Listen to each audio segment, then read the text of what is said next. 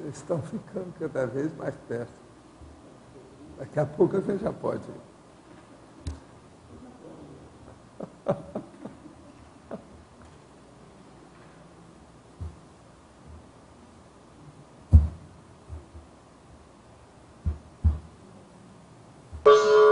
Tertúlia. Meu boa tarde aí para todos. Hoje é 7 de dezembro de 2009, segunda-feira. O verbete é o 1409. 4 páginas, 45 logias e 7 máximas. Tema: teletertuliano incógnito. Especialidade é a infocomunicologia. Definição: o teletertuliano incógnito é a pessoa, homem ou mulher, dedicada a acessar, acompanhar e até participar diariamente das 2 horas das tertúlias ou debates conscienciológicos ocorridos no tertuliário do Centro de Altos Estudos da Conscienciologia, o CAEC, transmitidos pela internet, no caso, sem se identificar, anonimamente ou usando pseudônimo. A autopensenização não compartilhada. As causas do sigilo da comunicabilidade. Os fatores atenuantes e os fatores agravantes da incognoscibilidade. A covardia quando mascarada pelo anonimato. O refúgio sob o véu do anonimato. A autossubtração dos debates construtivos, o autoescudamento em nomes fictícios, as energias conscienciais pessoais denunciadoras. Quer dizer, energia denuncia a pessoa. A gente às vezes sente que a pessoa aqui, eu já vi a pessoa que é anônima. Então estava um nome todo bonito lá. A frase enfática: o teletertuliano incógnito, homem ou mulher, é sempre pessoa problemática, vítima de alguma questão irrevelável.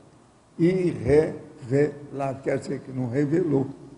Incapacitada de se identificar abertamente no acesso às tertúlias. Você é teletertuliano? Você se expõe ou não no acesso às tertúlias conscienciológicas? Isso aí é para nós estudarmos o teletertuliano incógnito, que realmente é uma coisa séria. Vale a pena a gente ver, porque nós estamos estudando a conscienciologia, a gente tem que estudar essa personalidade, não é isso? Agora, pergunta: durante a evolução, todo mundo passa a ser assediador antes de ser benfeitor? Ou é possível a pessoa, desde o início, ser assistencial e ir só ampliando o processo ao longo das vidas?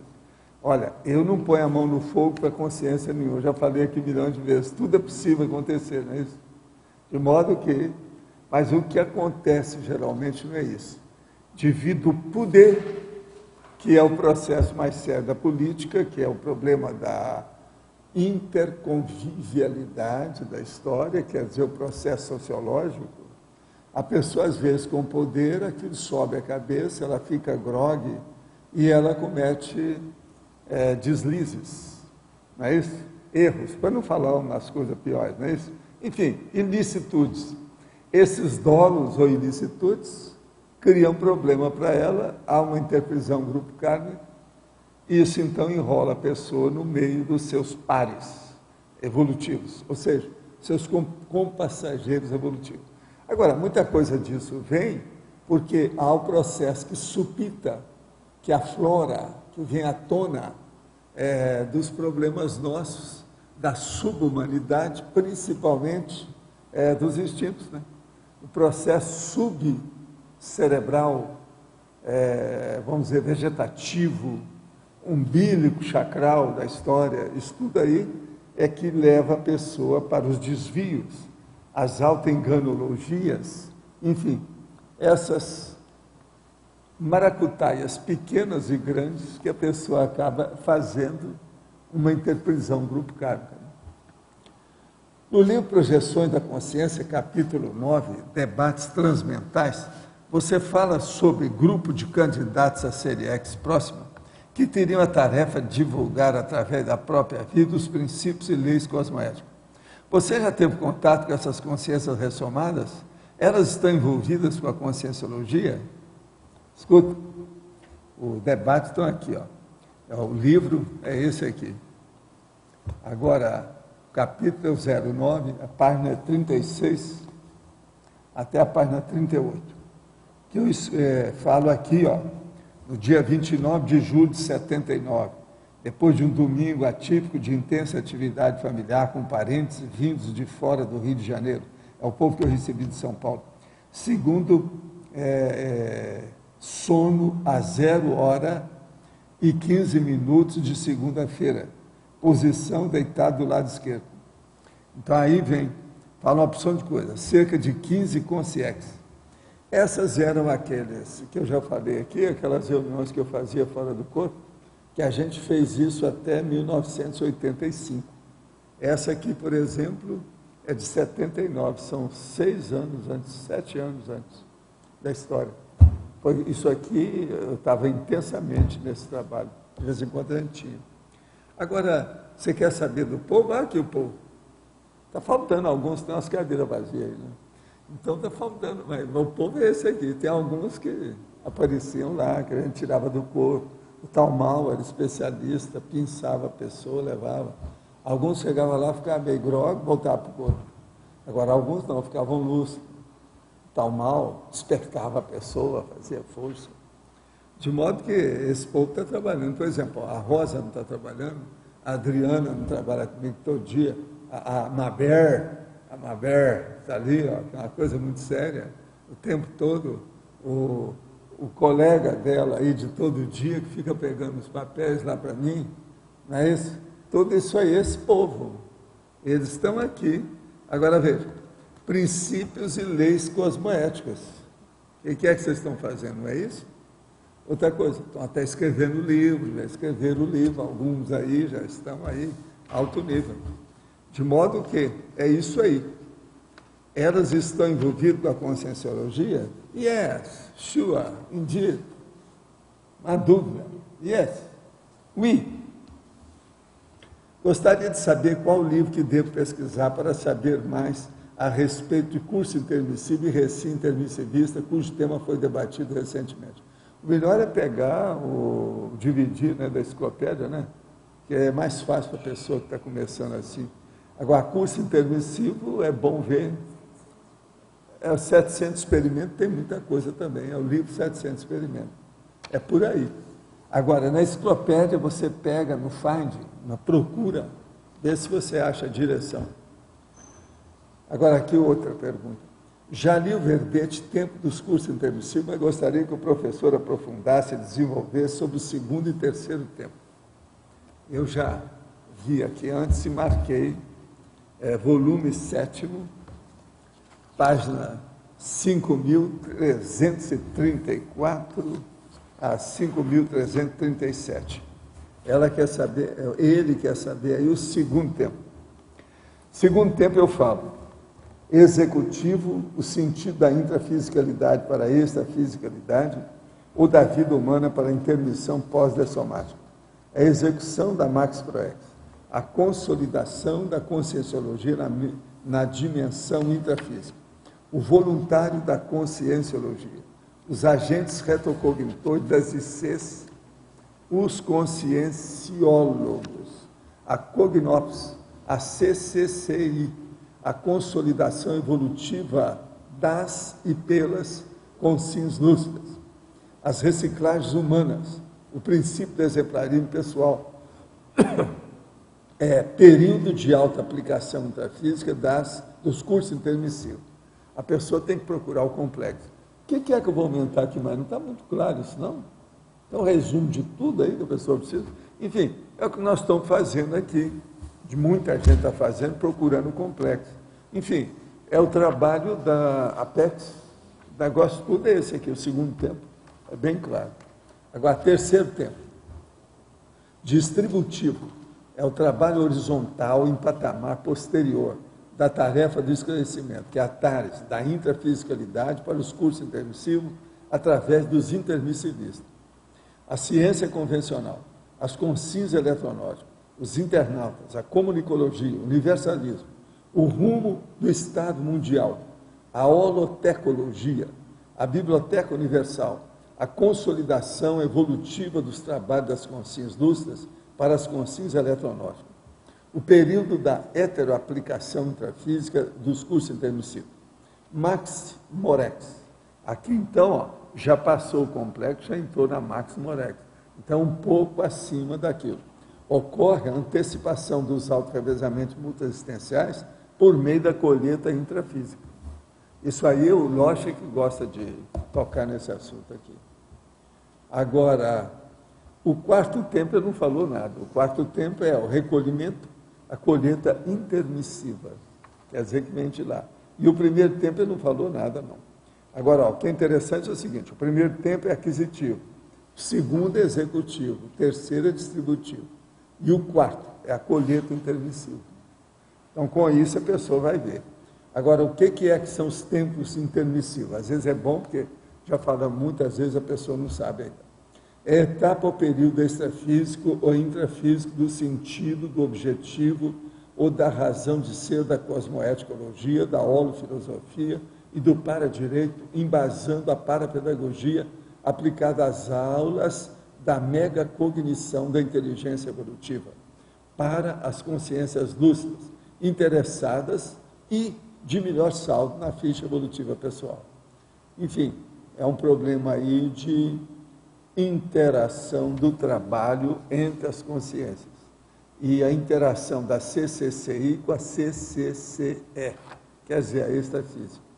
Isso, então, mexe atualmente com interlúdio, essa coisa toda, a coisa já está bem encaminhada. Uma outra coisa, eu chamo a atenção aqui, seria bom, o nosso amigo que perguntou aí, ver a bibliografia específica, que ela tem 13 itens com as páginas marcadas de livro que eu publiquei. São 13 livros que eu já publiquei, que estão aqui endereçados aí para a pessoa ver. Uma outra coisa também, na remissiologia, tem 7 itens muito sérios sobre o assunto. Isso aí esclarece tudo que está perguntando, segundo e terceiro. Eu acho que com isso eu falei alguma coisa aí para clarear, mais do que aquilo que está aí no livro, para a pessoa ter uma ideia, né? Como é que funciona. Agora, é bom você estudar mais essas coisas através do processo da interassistenciologia dentro dos verbetes da enciclopédia da Conscienciologia. Já tem muita coisa nesse sentido. Gente, eu estou aqui com a minha mão, na minha mão, as diretrizes da equipe de expansão de verbetes. É feito pela Rosa Nader, a revisão foi feita pela Fátima e pela Roseli. Agora, é impressionante os dados que tem aqui, que hoje já está bem aperfeiçoado. São 7 páginas, com detalhes de tudo que nós já escrevemos nos verbetes, sobre como fazer um verbete. Está muito bom isso aqui, está técnico a situação. Uma hora seria bom era publicar isso aqui, o povo quer sabendo. Agora me conta, todas essas pessoas que estão desenvolvendo o verbete, vocês deram isso aqui para elas?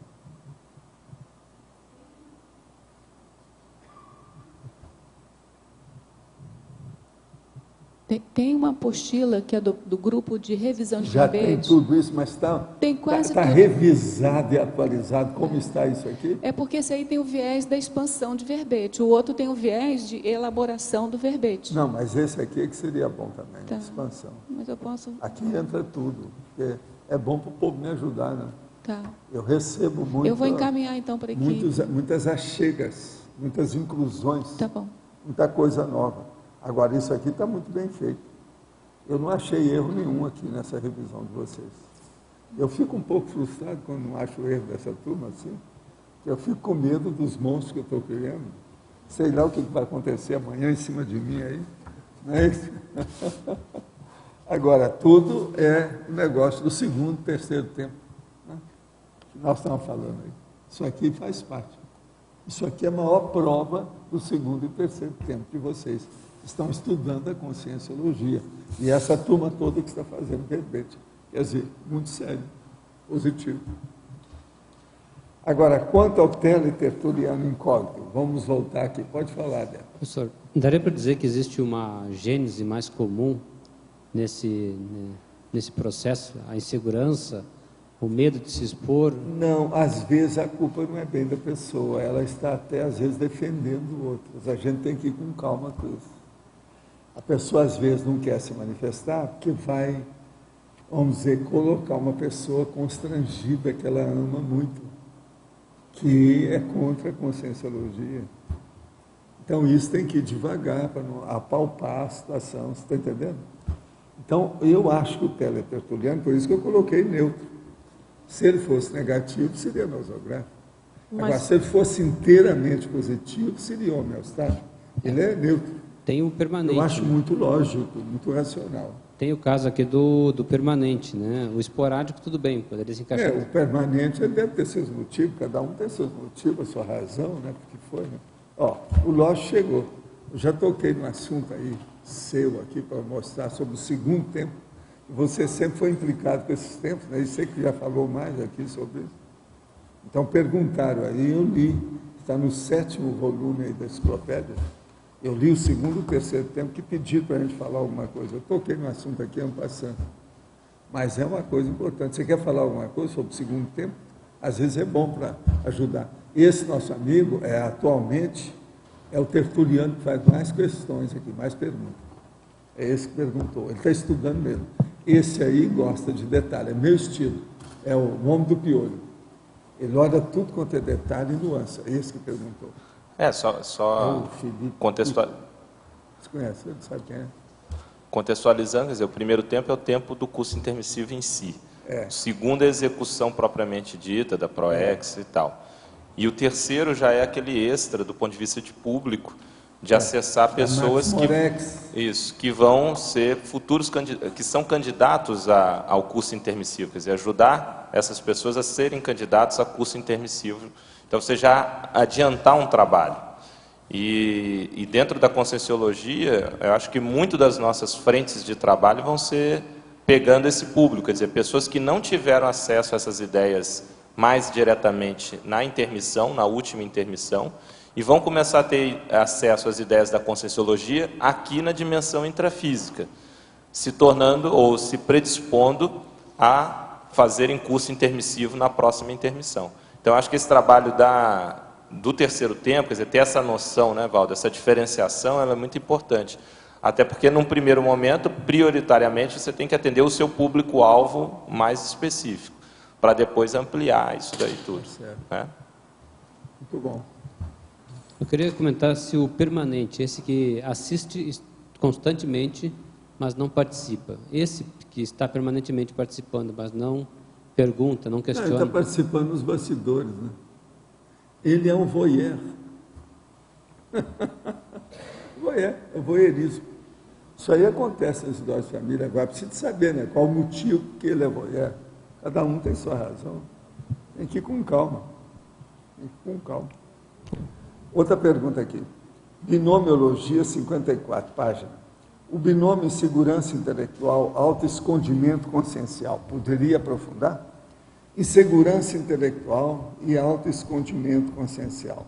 É aquela pessoa que tem algum complexo de inferioridade a respeito de processo mental soma, por exemplo. Tem muitos tipos, né? Mas uma das categorias pode ser isso aí. Então, ela se esconde consciencialmente, ela não se pronuncia, ela não é mais da interiorização, ela não se expõe mais, não é boa de comunicação nem nada. Enfim, ela, vamos dizer, retrai o laringo chakra. Caiu uma prateleira na minha cabeça. Isso foi um assédio violento com energia violenta. Deu para perceber claramente. Quiseram me pôr medo. Acho que o motivo era que eu estava arrumando uma sala nova para a minha futura sala da TENEPS. Tenho muita energia solta. Está perguntando, eu tenho muita energia solta, ectoplasma? Eu tenho assistência. como pode acontecer essas coisas sendo assistido? Primeira coisa, você deve estar um pouquinho agitadinha. Isso aí você não soube calçar estante. Estante é uma das coisas que mais cai em cima dos outros. Isso faz parte. Aqui mesmo, uma vez, caiu uma estante enorme aí, na base com uma vez com a pessoa lá dentro. Não é isso? Você lembra dessa história? Alguém aí sabe disso? Pois é. Isso aí acontece nas melhores famílias. Agora, veja, isso aí é desorganização sua nessa fase. Se você está organizando a sua sala ou o seu quarto, a peça para a TENEPS, estuda bem o que é que você está fazendo.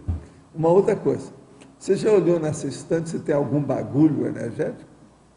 É bem possível que tenha alguma coisa lá que não é bom ficar por ali. Uma outra coisa, essa estante vai ficar nessa sala, com os livros que estão nela, ou qualquer coisa que esteja nela, junto da TENEPS? É bom verificar isso.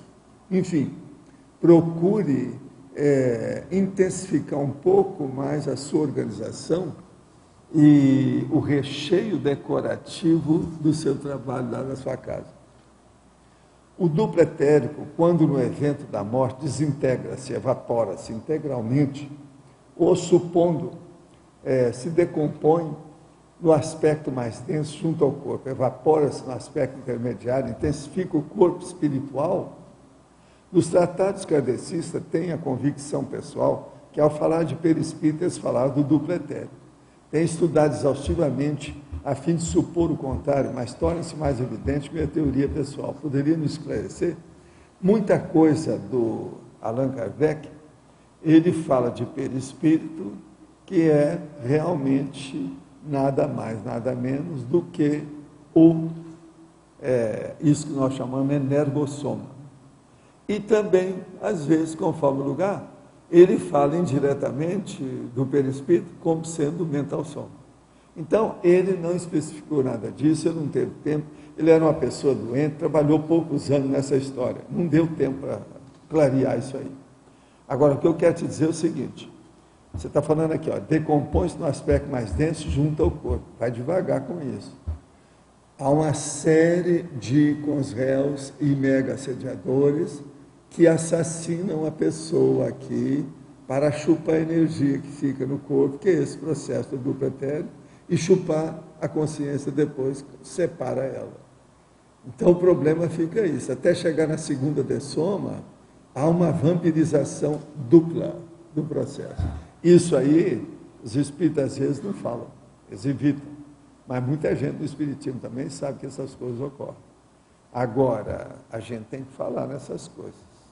Então, este duplo etérico, que é o corpo, isso aí é o energossoma. O energossoma, ele muda de vida em vida, porque ele é criado. A psicosfera da pessoa, a boa parte dela aqui, quando é da pessoa, da consciência, é devido a esse duplo etérico. É a energia da pessoa. O que o professor já descobriu sobre a ancestralidade da consciência? Nossa, eu já falei aqui, não está no Gibina sobre essas coisas, é isso? A sua consciência é o seu temperamento. Esse temperamento não muda muito. De modo que você, às vezes, é antepassado de você mesmo o tempo todo. A maioria é antepassado de si mesmo e não sabe o que é. Então, fica repetindo as coisas, pensando que está fazendo uma coisa nova. E é bobagem. Isso tudo é ancestralidade. Agora, a ancestralidade da consciência, nós estamos falando é ela antepassada de si mesma, mas também tem os outros antepassados do nosso grupo evolutivo. Isso também a gente tem que ver. Agora, por exemplo, eu conheço devido ao processo da personalidade consecutiva, eu quero te explicar, que eu conheço, por exemplo, atualmente quem é que foi meu irmão, e atualmente quem é que foi meu pai. Atualmente, quem é que foi meus amigos? Tem um monte de amigos meus que eu conheço de outra vida, nessa vida mesmo. De modo que esse é o processo da personalidade consecutiva, a ancestralidade da consciência. Agora, a meu respeito, eu sei de algumas coisas devido ao processo de auto-retrocognição. Isso qualquer um acaba tendo com o tempo, devido à intensificação do desenvolvimento da holomnemônica, da memória da pessoa. Isso aí melhora. Mas o que mais vocês têm? Gente, vocês notaram que hoje o meu excelentíssimo amigo não apareceu. Houve alguma coisa, eu preciso saber. Isso é uma raridade. 7 de dezembro.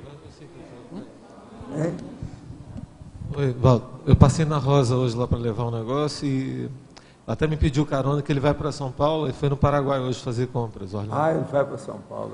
E de vez em quando ele sai, vai a São Paulo para fazer, do jeito que eu às vezes já saí algumas vezes, para fazer exame médico, check-up, etc.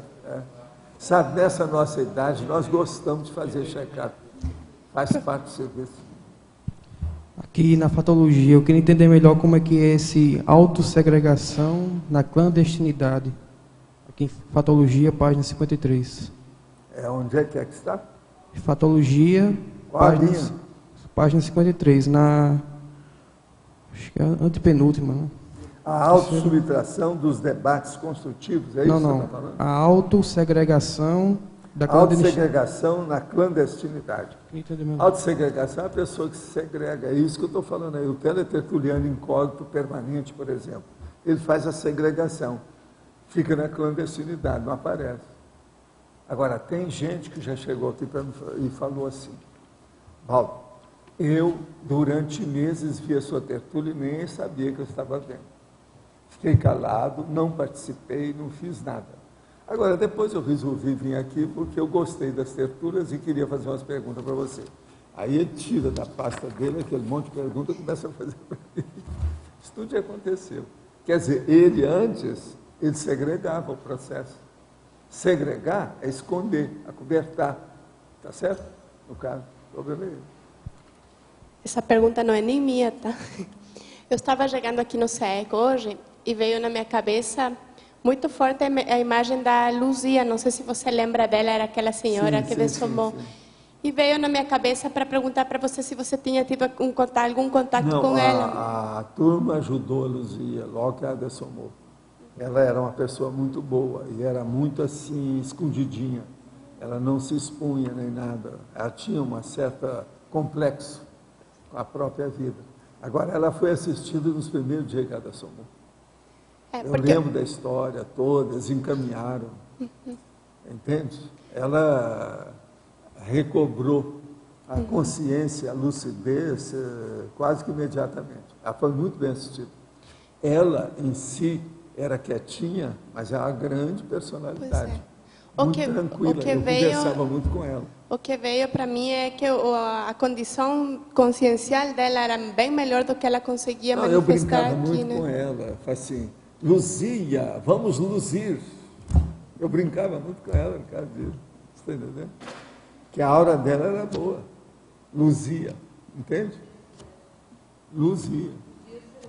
Pois é, luzia celeste, você está entendendo? Caso é esse.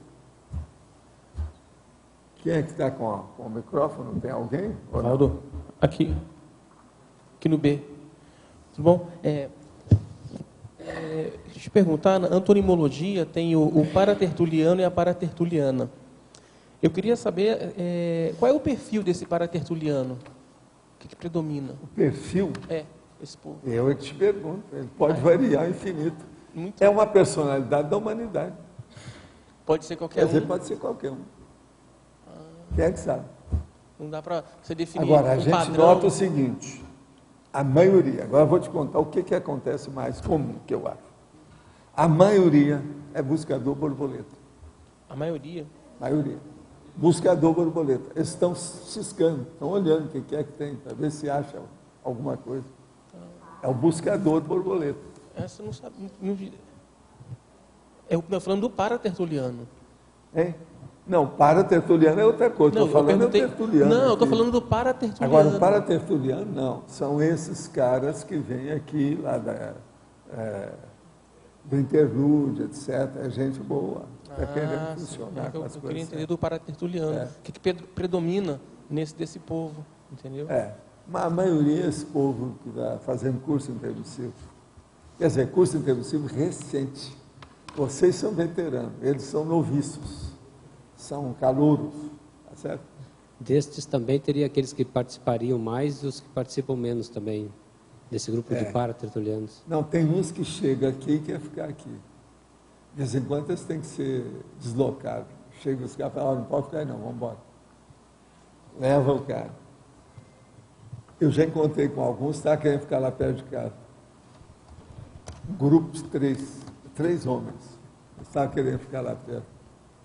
Aí eu saí do corpo, estava lá. Aí apareceu o espartano, estava conversando com eles. Não, é bom vocês ir embora, vocês já viram o que é que precisa, vamos ver como é que é. Eles gostaram do ambiente para ver como é que é, né?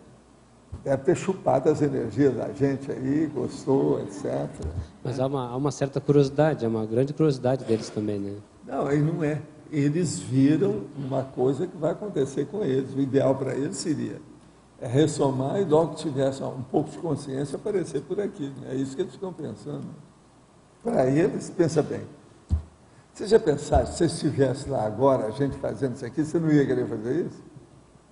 Negócio é negócio. O povo inteligente fica puxando brasa para a própria sardinha, tá certo? É tudo correto isso aí, não há dúvida.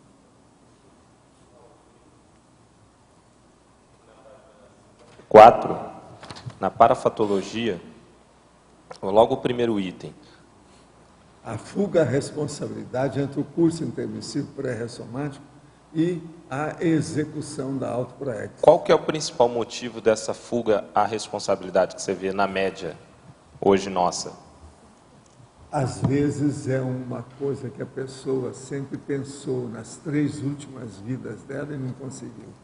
Chega aqui, o caminho se abriu para aquilo.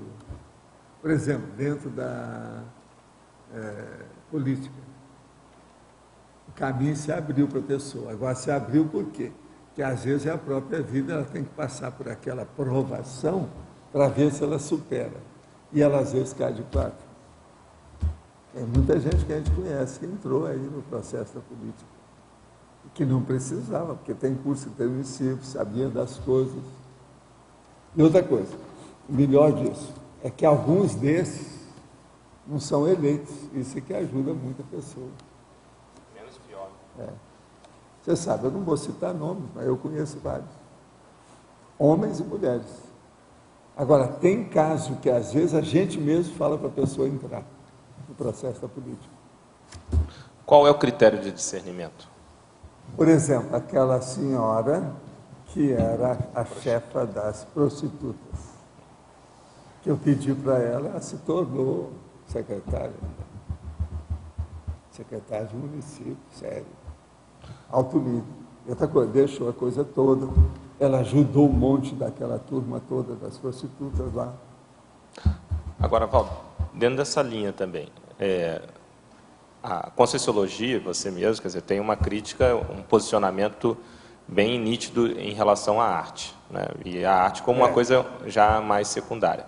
Mas a gente tem algumas pessoas que já chegaram na Cognópolis e tudo, e que, no caso delas, é importante elas continuarem. Estão até aqui com a arte. Qual é o critério nesse caso? Elas devem. Elas estão devendo ainda o processo da arte, então ela tem que acabar. É o restante, o resquício. Mas como saber isso? É claro que você utiliza o parapsiquismo, né? Mas tem algum indicador, algum elemento? Por exemplo, tem aquela moça que chegou para mim lá no exterior e falou, olha, eu danço o flamenco, sou especializada, uma loura belíssima, a história toda. Então eu vi para ela e falei, olha, eu não estou vendo que você deve deixar o flamenco, não. É bom você ter contato com isso, por causa do seu povo, por causa do seu grupo, cara. Ela deixou, fez força, foi para outro país, mexeu, passou o tempo, No fim, ela voltou para o negócio todo, a última notícia que eu tinha, estava com a família. Eu cantei a pedra no primeiro dia que eu a conheci. Quer dizer, eu não falei para ela deixar o Flamengo. E outra coisa, ela é fora de série, ela dava show. Agora, show de Flamengo, na capital do Flamengo, presta atenção, é gente boa, porque senão não aguenta a barra. Tem que saber bater o pé. Senão não vai, não. Agora, veja, estou dando um exemplo.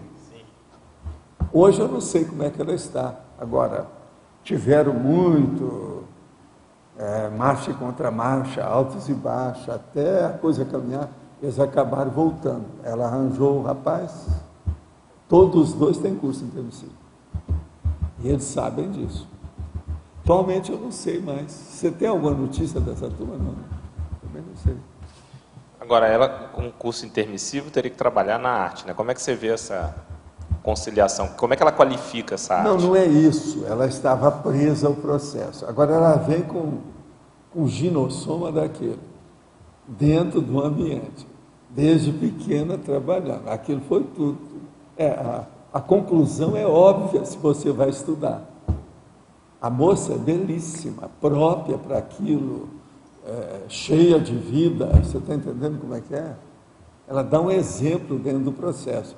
Como ela nasceu lá na família, como é que ela vai mostrar a renovação evolutiva dela se ela deixar a família? Ainda não era a hora de deixar a família. Eu falei isso tudo para ela. Eu falei assim, eu sinto muito te perder, que você é um colírio, que a gente tem aqui, uma rosa em plena primavera ininterrupta. Isso tudo eu falava com ela, brincava junto com o namorado dela, as coisas todas. Como é que uma pessoa, então, que fez curso intermissivo pode ter tanta interprisão que ela não pode sair de lá para atuar mais naquilo que ela aprendeu no curso? Não, agora você veja bem, essa louraça lá não era fácil. Uma inteligência. Tudo. Eu ainda falei para ela, qualquer coisa que você se dedicar, você vai sair bem. Você é polivalente, é versátil. Olha bem essa história. Mas, Espanha, né? Espanha, Flamengo, o que você quer? Você quer mais rabo preso ou grilhão do que esse? Presta atenção. É igualzinho a pessoa que nasceu na escola de samba da Mangueira, no Rio de Janeiro, no Morro. Como é que vai ser? Então, mas Valdo, como é que ela chegou no curso com uma interprisão forte, assim? Qual que é a lógica disso? Ela deve ter vindo aqui e falou assim, não, eu quero mudar. Mas ela queria mudar sem pagar, você está entendendo, os dividendos que ela devia. Ela queria saltar, pular, fazer o jumping. Queria queimar etapas. A situação era essa. Eu expliquei isso tudo para ela. Agora, sabe, para mim, ela não entendeu muita coisa, porque é uma menina, né? Muito moça. Isso aí prejudicava ela. Quando amadureceu, a ficha caiu. Então ela tem que vir, entrar nesse processo, sair, ou ela fica nele também? Não, ela entraria lá para ver o que ela poderia ajudar, porque espanhol, você sabe, é conservador. Ainda mais que essa turma aí é de uma tradição que é a violência. Você veja, mesmo nos lugares que não tinham essas coisas, eu chegava para dar meus cursos e as minhas palestras lá, minhas conferências, tinha festa para mim. E outra coisa, festa assim, igual aquela que teve aqui, de 4 horas de apresentação de dança, de declamação, de poesia. Agora veja, era uma turma de parapsicologia com espiritismo. A turma de Valência, por exemplo, lá de Alicante, era desse jeito. Aquela turma. Agora, ó, cada cabeça um negócio, mas tudo envolvido ainda com o processo de arte, as coisas todas. Uma outra coisa, cada curso que a gente dava para eles chegavam e davam uma joia para a gente. Durante muito tempo eles me deram uma caneta que eu usei, caneta super especial. Tal. Você está entendendo? Uma coisa assim, gente de vamos dizer, uma receptividade, são anfitriões. Parece de 1000 anos eles sabem fazer, sabe, a recepção do povo, dos convidados. Impressionante eles. Agora, levava e tinha uma festa para a gente. E outra coisa, você perdeu, porque tinha comes e bebes, etc. Agora, só não entendi, agora, isso com a minha equipe toda, porque eu ia sempre com vários junto comigo, do Instituto. Quantas vezes nós não tivemos com essa turma? Fora de série. Só não entendi se a ideia era trabalhar com isso, resolver as questões e sair, ou ela poderia permanecer ali nessa vida? Aí agora é com ela, né? Precisa ver o que ela vai conseguir com o passar do tempo. Uma coisa, ela não vai esquecer o curso intermissivo. Cedo ou tarde aquilo supita, vai aparecer. Isso vem à tona, vai irromper de uma hora para outra. Isso é inevitável. É preciso ver agora, o que vai dar, né, com o tempo. Agora, Valdo, por exemplo, pegando o caso do até que está aqui sempre atuante, que é o Pedro Marcelino, né? Ele até comenta que ele achava que ele tinha que largar aquilo, e quando conversou com você, eu mesmo falei você com ele, mesmo você falou. não pode largar. Isso. Ele está aqui dentro a da mesma Combinó. coisa é o nosso amigo que estava aí, ó. Ele também é dessa turma. O Flávio, acho que está até por aí. Como é que é isso aí? Quer dizer, nesse caso já está mais, não está tão preso. A gente vê que a pessoa, ela é polivalente. Ela está de um lado, está do outro. Aquilo, ela não se prende. Ela é capaz de fazer mais do que isso. O Pedro é fora de série. Ele é muito moço ainda, muito menino. Mas ele, qualquer coisa que ele entrar também, ele sai bem. Ele é bom. Outra coisa, você já viu como é que ele é organizado? Não, e ele estuda. Não, ele a é fundo. organizadérrimo. Hoje dá um banho de loja, uma opção de gente muito mais velha do que ele aqui. Ele não está só o artista, ele está técnico no negócio. Não, pois é, mas é isso, eu falei para ele. Semiótica, ele está estudando tudo. Ele chegou para mim e perguntou qual era a escola minha de arte. Eu falei assim, eu sou da clássica. Tudo meu é clássico. Eu gosto de música clássica, eu gosto da pintura clássica, entendeu? Tudo é representação do natural. Que eu não gosto de nada que seja paródia, eu não gosto de nada que seja simulação. A arte, a maioria é paródia, a simulação, a tapeação. Eu não gosto disso. Então, a arte moderna, então, eu acho de vomitar. Eu fui lá no Guggenheim, mas não vomitei, não. Segurei a barra. Fui só para ver as bobagens, anotei as coisas e tal. Vi aquilo tudo desde que eles fizeram. Foi logo no início que fizeram o negócio grandão. Guggenheim. Mas não dá, né? Eu acho a opção de besteira, tem muita coisa, não dá. Agora, Valdo, aqui embaixo. Agora a arte se expressa na literatura, no texto literário, de maneira exacerbada, emocional, aquele emocionalismo exacerbado. Como é que a reciclagem desse talento, ou melhor, a reciclagem desse talento pode transformar o texto mental somático, ou sensibilizar o texto mental somático? É o curso primário que a pessoa fez. Sim. Agora, a supergescom, a megagescom da pessoa deve ser o curso superior. Então, é isso que eu te pergunto. Considerando que uma boa parte de nós deve ter feito muita literatura no passado, ou deve ter passado muito perto, ou se não fez, apreciou. Apreciou. Justo. Eu mesmo entrei nessa. Justo. Então, se não faz, apreciou, enfim, mas fez, vem fazendo, ainda faz. Como é que a gente pode reciclar esse talento? Ou a reciclagem desse talento... A melhor coisa é fazer do jeito que eu tenho tentado fazer. Eu tenho tentado dar o exemplo disso. Eu pego a arte que eu conheço, aquilo que eu posso me exercitar, e coloco a mensagem minha da conscienciologia em cima disso. A hora que eu trago um verbete, que tem até acróstico, eu já lancei mão de todos os recursos. Eu estou usando os dispositivos da minha mão, os instrumentos que eu tenho. Esse é que é o caminho. Agora, o que eu vejo é o seguinte. O que eu falei sobre primário? Uma pessoa, por exemplo, ela pode fazer o primeiro livro dela, ainda tem muita literatura. Ok, tudo isso é normal, a gente admite, está tudo certo. Agora, aquela obra-prima que ela vai fazer depois, que ela estiver madura, traquejada, experiente, que já é veterana, isso aí já deve ser o pós-graduação do doutorado. Já não é mais o pré-maternal da arte.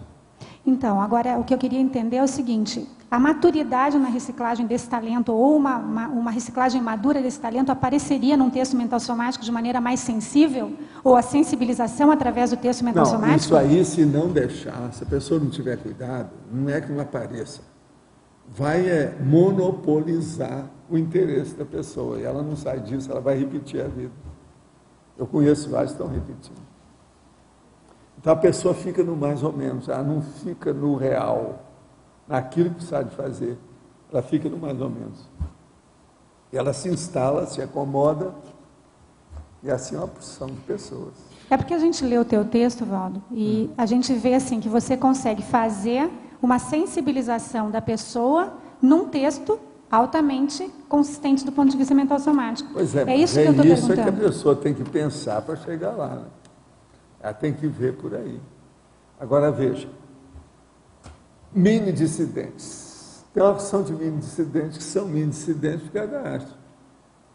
Pensa bem, o urubu-cé dos mini-dissidentes que nós já tivemos aqui nesses últimos 30 anos comigo, a maioria causa de arte. Uma boa parte. Eu não vou citar nomes aqui, mas só olhar, ver o que as pessoas estão fazendo. Ver por onde que elas enviesaram. Você vai ver, tem arte no meio. Por quê? Ela se sente mais fácil.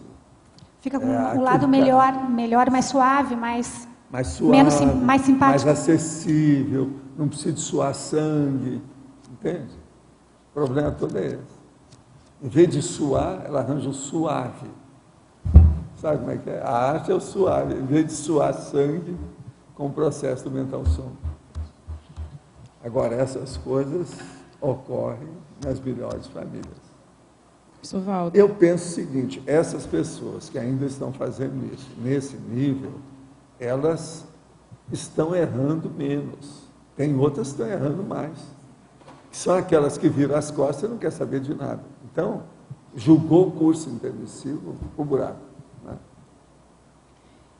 Ainda nessa linha da arte, como que a gente faz dentro desse meio que a gente está? Eu também estou um pouco, só que eu estou tendendo para um lado mais técnico, da parte escrita, enfim. O problema é o seguinte, coloca racionalidade, lógica, em tudo que você faz que entra alguma conotação artística.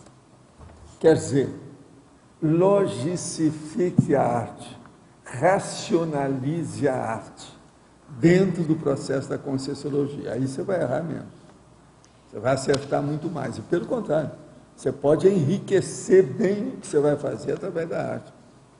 A arte, gente, é uma linguagem. Precisa de saber usar uma linguagem boa, para não ser encheção de linguiça, para não tapear as pessoas.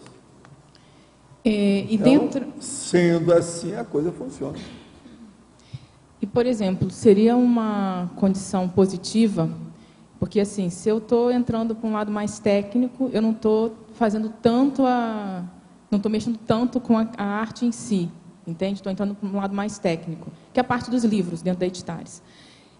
O que eu tenho feito hoje, em vez de eu fazer o trabalho em si, eu tenho dado aulas para as pessoas, para elas aprenderem a fazer isso, positivo. Isso ajuda. Agora, também ajuda você a encaminhar, né, essas pessoas com um objetivo maior, a partir dessas aulas. Encaminhar em que sentido? Agora, outra coisa séria é não fazer as tolices que tem, porque a arte acaba levando as pessoas para a tolice, muita bobagem, ao tolicionário. Por exemplo, o tanto de publicações sérias que tem aí, inclusive essas revistas da semana toda que tem aí de notícias, elas trazem hoje aquele negócio do olho, que é as frases enfáticas, no meio do texto, noutra cor. A cor é desbotada, você não lê. Agora veja, tudo quanto é revista tem isso atualmente. Isso é mania dos designers. Por que eles fazem uma coisa que não lê? Por que não colocam um azulão forte naquilo ali para todo mundo ler? Quer fazer outra cor? Põe um azulão.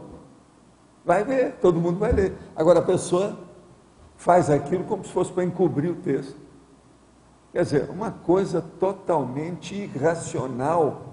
Burraltos, burrildos e burroides. Não tem, eu não entendo isso. Agora veja, é pensamento de artista.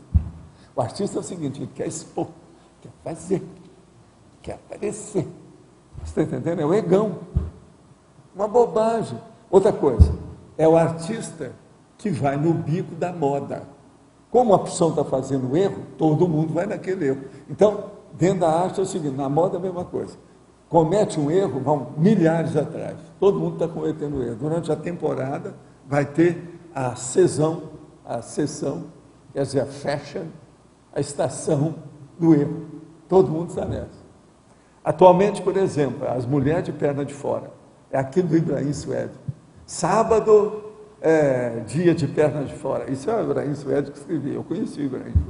Então ele escrevia dia das pernas de fora. Atualmente, a moda, as revistas dessa semana eu estava lendo, né? Eu leio as revistas de notícia, essas, Veja, Isto É, Época, eu vejo toda semana. Ontem eu li todas as três, assim, rapidinho. Quando tem coisa para ler, que a maioria hoje, essas revistas tem mais propaganda. Você passa 50, 60 páginas de propaganda até arranjar uma coisa para você ler. É uma vergonha o negócio todo. Agora tudo é capitalismo selvagem, nós estamos vivendo. A gente está vendo aí.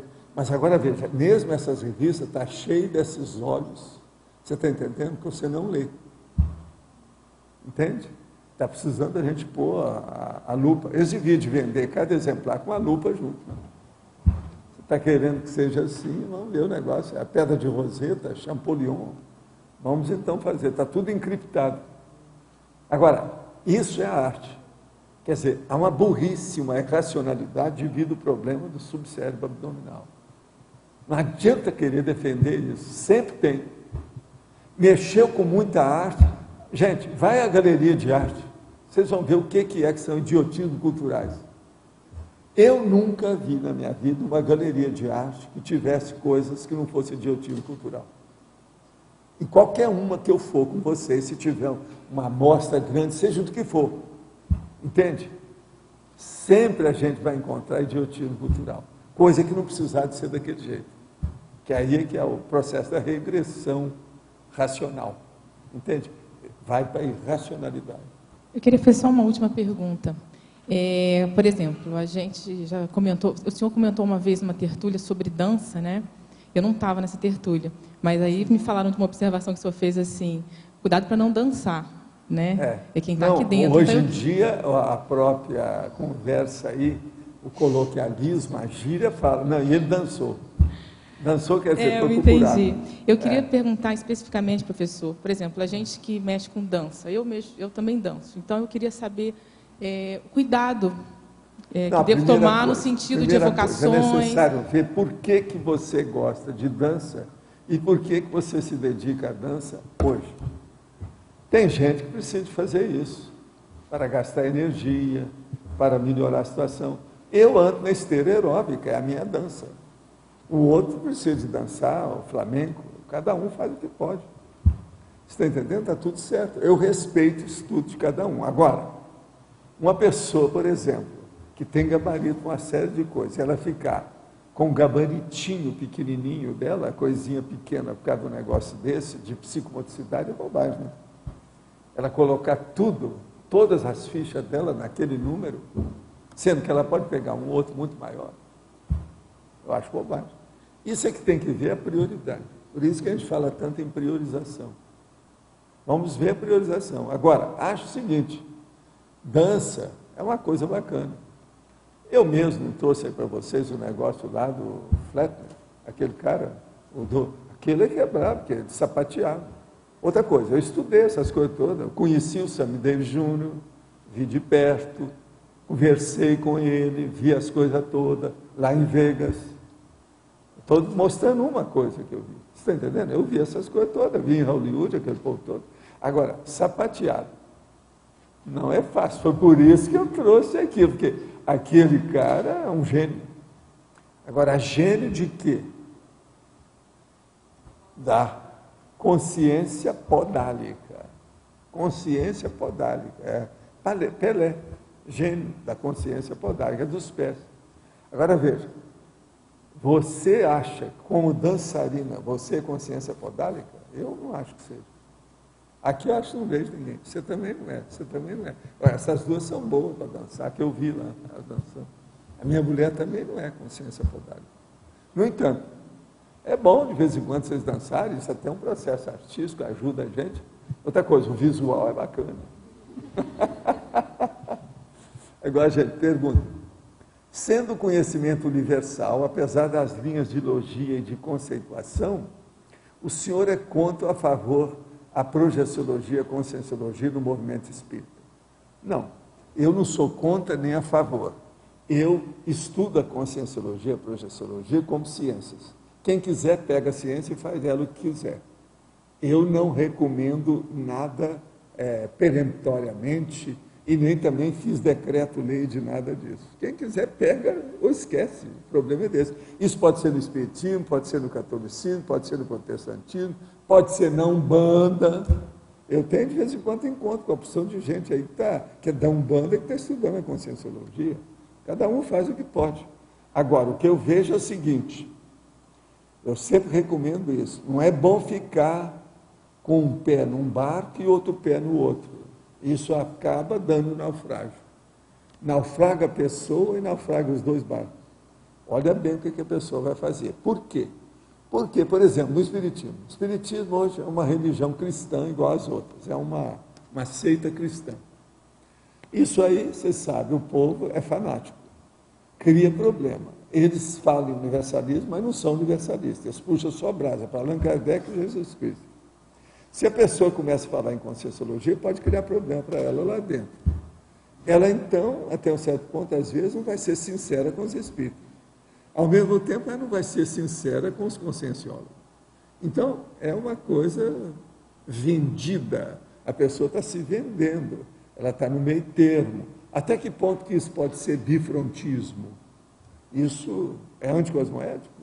Então, é uma coisa para se pensar. Agora, no início, que a pessoa está estudando, está na fase de transição, ela está estudando, a gente entende tudo isso. Mas uma pessoa que fica com um pé num barco e outro pé no outro, isso aí é problemático. A gente só avisa, cuidado com isso. Em Interaciologia, página 54, é interação, trio, aluno, telealuno, para-aluno. O senhor poderia falar mais sobre essa interação? O problema aqui é o seguinte, aluno, nós sempre temos aqui, são esses que estão aqui agora. Telealuno é você que está me ouvindo aí. E para-aluno é aquela consciência que quando eu entrei aqui que não tinha ninguém, ela me abordou. Agora veja, vou dizer para vocês, um rapaz mais ou menos de 39 anos, o cabelo liso, grande, tipo ruivo. A hora que eu fui saindo aí do camarim, vim para cá, ele me abordou. Agora eu vi que ele estava com um dos nossos amparadores, vi que era coisa séria. Agora, ele queria saber o seguinte, falou para mim o seguinte, eu vi as tertúlias à distância, não podia chegar aqui. Hoje eu vim para chegar aqui. Então, queria acompanhar você. Desde que você saiu do seu escritório até aqui, eu estou atrás de você. Mas eu só percebi a presença dele aqui dentro. Ele não se revelou. Agora, tinha um dos nossos amigos com ele aí. O enumerador estava lá perto, tudo isso. Agora, então, você veja, esse é um para-aluno. Agora, o que é engraçado é o seguinte, eles fazem essa pergunta, eu nem lembro de ter isso aqui no texto, eu nem sabia. No entanto, aconteceu. Pois é, que é o para-aluno. Mas aqui o que ele está perguntando é aluno. Então, veja, vocês são os alunos, ela que está perguntando lá é a telealuna, e ele aqui é o para-aluno, o que veio comigo. Ele está aqui. Eu vi que lá pelas tantas ele sentou, aí apareceram mais 3, ficaram perto dele lá. Tinha uma mulher no meio deles. Agora, de modo que o processo de interação é isso, a gente fala aquilo que pode. Agora, você que trabalha na televisão, você tem esse povo todo com você de olho. Eu, por exemplo, sou telespectador que sigo você quando você aparece na televisão. Eu sei quem é a pessoa. A Kenny. A Kenny. Essa aí é de casa. Minha mãe conta atualmente com 82 anos de idade e sempre foi muito apegada à sua propriedade com gado. E nós, filhos, estamos muito preocupados, pois nos últimos dias ela está visivelmente perturbada e já apresenta alguns distúrbios mentais. Seus pensamentos e conversas giram tão somente sobre a sua propriedade rural e sobre a constante disputa entre ela e sua cunhada, também com 82 anos de idade.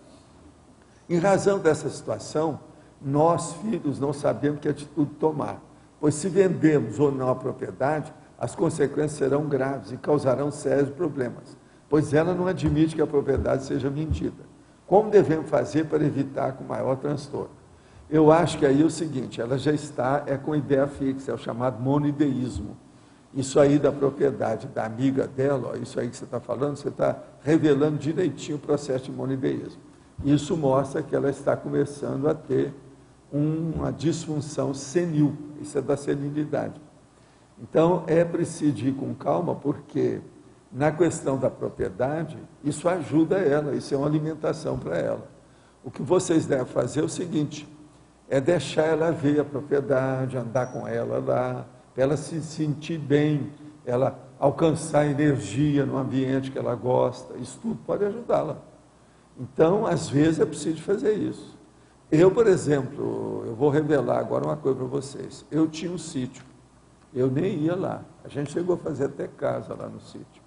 Agora, a gente conservava porque tinha uma pessoa que precisava disso, que era mais ou menos nessa idade, e ela precisava daquilo que era a única coisa que ela tinha que dar valor.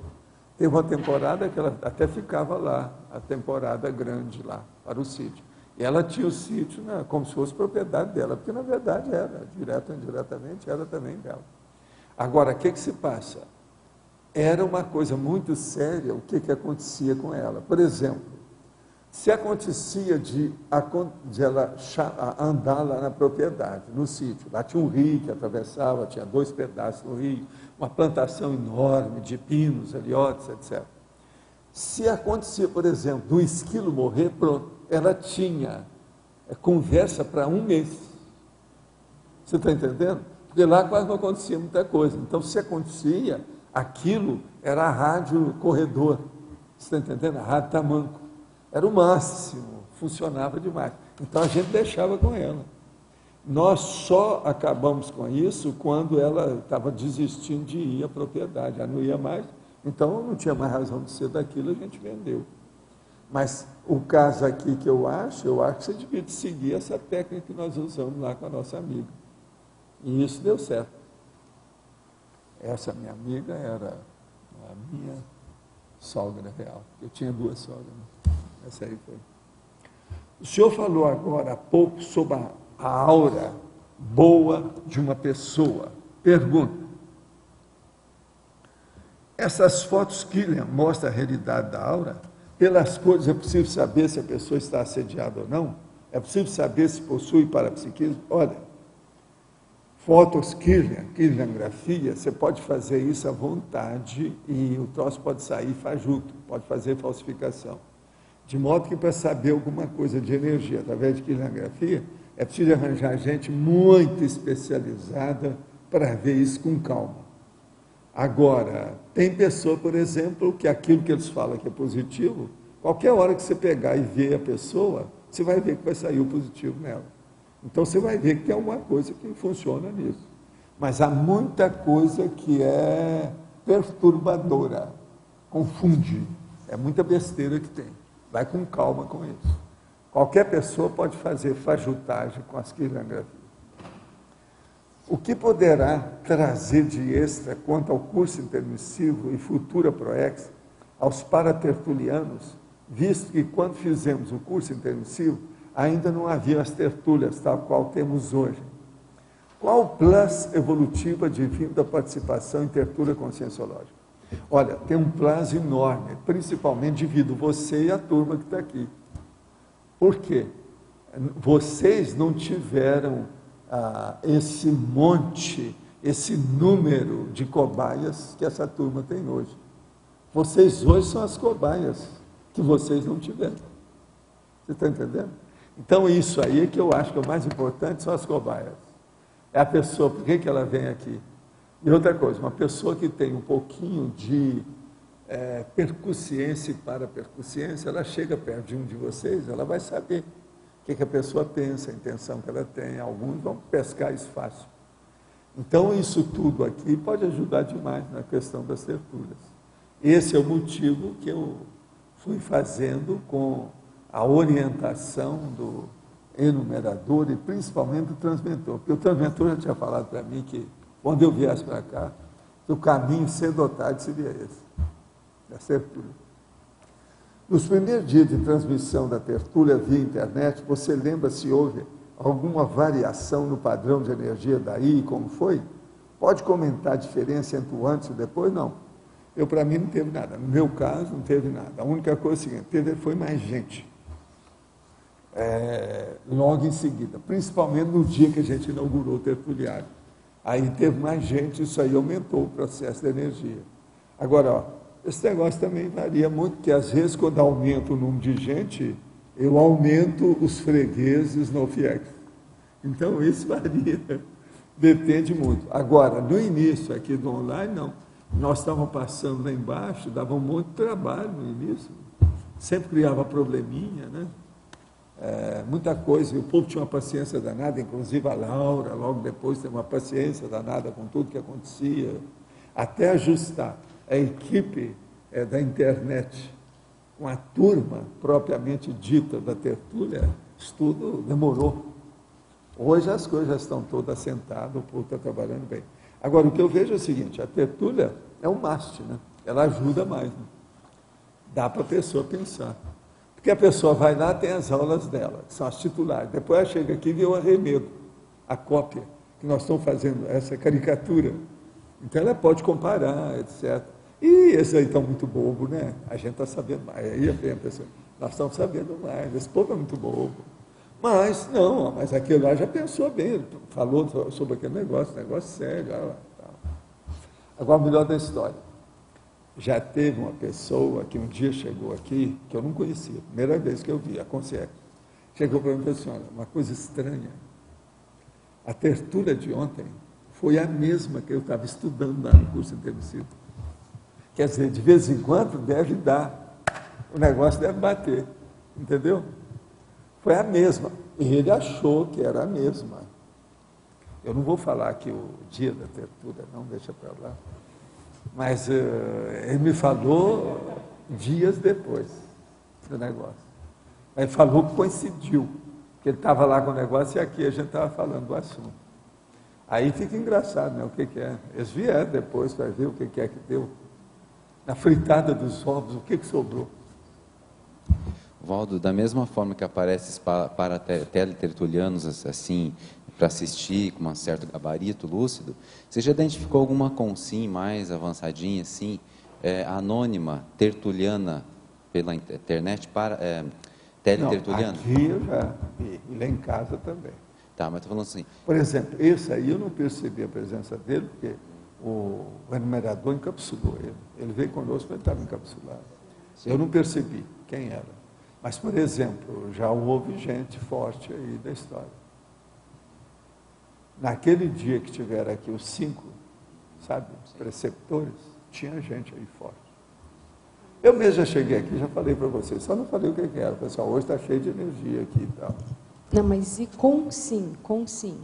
Não, com sim, eu já vi gente boa, que já me falou depois. E ninguém sabia que tinha visto. E outra coisa, há uma assim, surpresa, né, que a gente tem com isso, né, que a pessoa vê, às vezes tem. Agora, o que tem acontecido mais isso são parentes de jovens que vê a tertúlia. São esses caras que, buscador borboleta, que vê tudo na internet, acaba descobrindo que tem a tertúlia. Então começa a ver. Às vezes se interessa por aquilo. Aquilo pega uma pessoa da família. Isso às vezes tem acontecido. Haveria possibilidade de um evoluciólogo intrafísico acessar o online, assim? Não, eles sabem disso. Se ele é evoluciólogo, ele sabe o que nós estamos fazendo. Tem gente aí que sabe. Eu sei por causa dos meus processos. Mas tem gente que sabe das minhas coisas, desde que eu publiquei o livro 700 experimentos. Em 94. Tem gente que eu sei que sabe. Foi mais ou menos nessa ocasião também que eu vi uns negócios aí, o caso do Anaximandro. Do ponto de vista, Val, de assistência, a tertúlia hoje, comparando com as viagens que você fazia, as palestras que você dava e os cursos, como é que você faz essa análise do resultado assistencial, de esclarecimento? Não, tudo aquilo que eu fazia é para preparar isso que eu estou fazendo. Isso aqui já é um outro nível de resultado. Tudo foi apenas o rehearsal, o ensaio. Aquilo a gente estava fazendo para arranjar vocês, porque senão vocês não iam aparecer. Todo esse trabalho foi trabalho de, vamos dizer, desterruar, abrir o caminho. Senão a estrada não ia ser construída. Nós agora estamos começando a fazer o asfalto. Ainda está na base de pé de moleque, etc. Tal, paralelepípedo cortado, aquele negócio. Mas nós estamos indo. Vai chegar um ponto que a gente vai colocar um macadame, asfalto de alto nível e tal. Nessa questão do teletertuliano, poderia começar a entrar teletertuliano com um nível de conhecimento maior para ajudar também aqui? Eu, para mim, tem alguns deles que de vez em quando já estão inspirando algumas pessoas aqui. Isso acontece. No caso, para. Não, é quando tem afinidade, né? O processo todo é de afinidade. Isso não está na mão da gente. É a pessoa que sabe, né? Junto com a outra. Porque as pessoas são afins e dependentes de você. A consciência é consciência, às vezes já tem afinidade. Porque vocês já pensaram, por exemplo, os parentes da outra vida de vocês que estão lá, às vezes aparecendo na interlúdio? Como é que fica? Isso mexe com vocês, inevitavelmente. Agora, ele chega aqui e vê, às vezes tem afinidade, tendo afinidade, às vezes ele tem abertura. Existiria o caso do para-tertuliano inspirar a nós que estamos aqui, né, na tertúlia diretamente, poderia estar inspirando o teletertuliano também a fazer a pergunta? Esses que são mesmo assim de alto nível, esses para-tertulianos, todos eles são orientados. Ninguém está solto demais. Os que vêm aqui, eu vejo tudo tem gente atrás. Eles não entram aqui à toa. Porque se entrar o Lava Jato, pega os caras. Logo quer saber como é que é a situação. As coisas aí são muito regradas. Por exemplo, esse nosso amigo, ele veio lá do escritório para cá, e eu não percebi nada, eu só percebi aqui. É bem claro.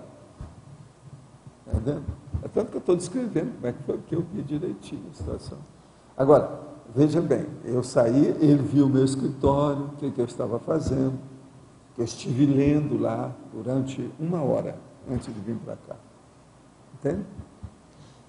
Não teve ninguém ainda que acompanhou isso, renasceu e está aqui ainda já para trabalhar. Não, tá, mas é gente ainda que está muito menino. Eu penso que daqui a uns 10 anos vão começar a aparecer mais gente, daqui a uma década. Vai aparecer mais gente assim que vai ter alguma coisa, vão começar alguns fenômenos, né, de entrosamento, de ideias, de condições. Eu penso que dentro de uma década isso é capaz de acontecer. Daí o sinergismo entre extra e intra vai aumentar bastante, né? Além de gestão. Alguma coisa vai acontecer. Professor, além das perguntas e da doação de energia, existe alguma outra forma da gente aqui ajudar os paratertulianos? Olha, o caso todo é o seguinte, é isso que você está fazendo aí, é participar. A participação, se nós intensificarmos o nível de debate das tertúlias, isso ajuda todos os tertulianos. Ajuda o tertuliano, o paratertuliano, o teletertuliano, a mulher, o homem, todo mundo. O problema é nós enriquecermos isso que a gente faz. Você já deve ter notado que eu estou fazendo força dentro dos meus detalhes para mostrar as coisas. Você veja hoje, ó.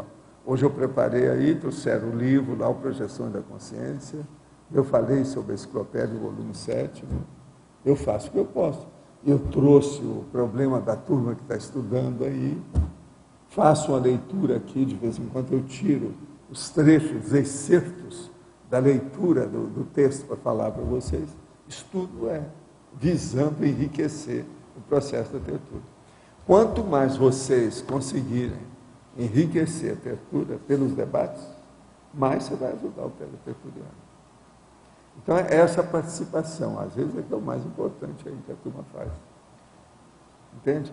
E com o passar do tempo, vocês já estão percebendo que eu peço, por exemplo, o Arlindo, peço o Loche, peço a Adriana, a Rosa, às vezes a Nara, o Djalma, para falar certas coisas da área de vocês, para não ficar só eu, que aqui o importante é nós fazermos uma aula grupal, você está entendendo? É a docência grupal, e com todo mundo participando, isso é que é importante. Por isso que eu dou sempre a palavra, eu nunca cerceei a palavra de ninguém aqui, eu deixo falar, tal. Às vezes, até repetir as coisas, a gente deixa.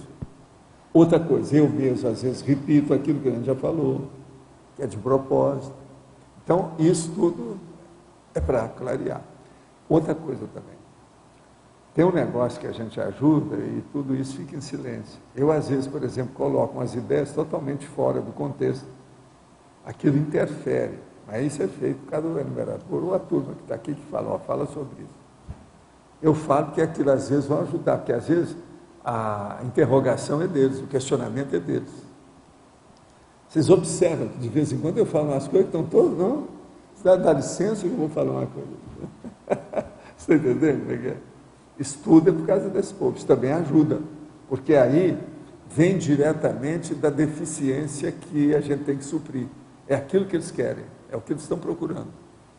Isso aí é bom, também é importante. Valdo, você acha que algum dia vai ter tertúlia com o CIEX mediunizando, por exemplo? Não, isso aí é preciso de ver com calma, né? O problema nosso é de debater as coisas mesmo, nossa, aqui, eles têm que tirar a coisa do jeito que precisa. Agora, qualquer coisa do lado de lá, o negócio é sair do corpo, encontrar com eles e ver o que é que se passa.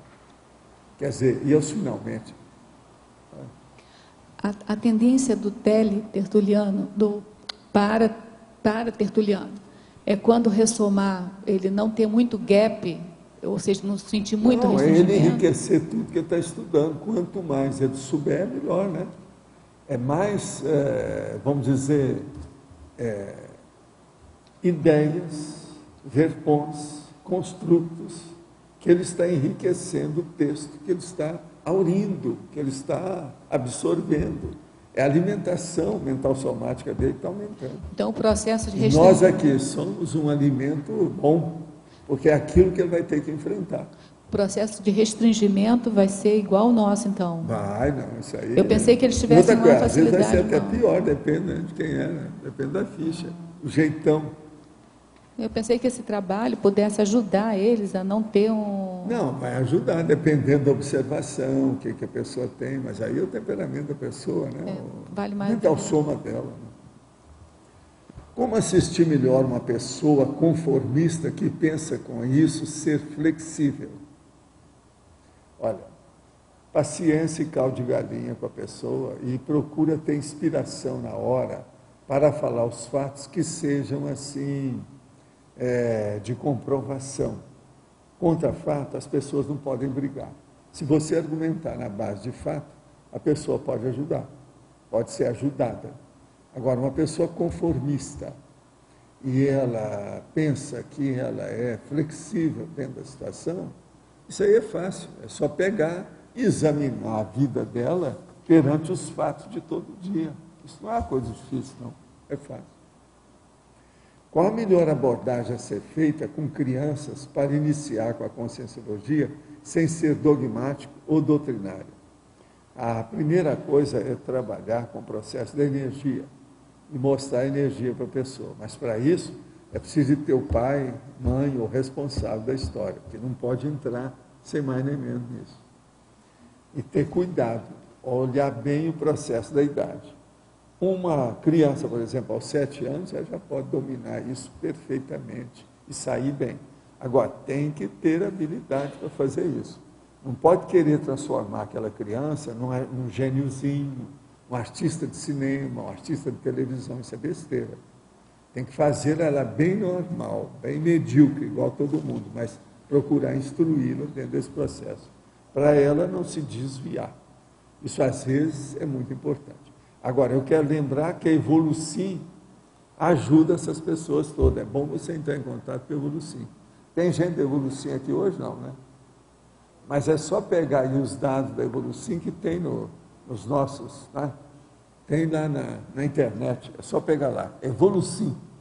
Olhar e você entra em contato com a turma lá em Porto Alegre.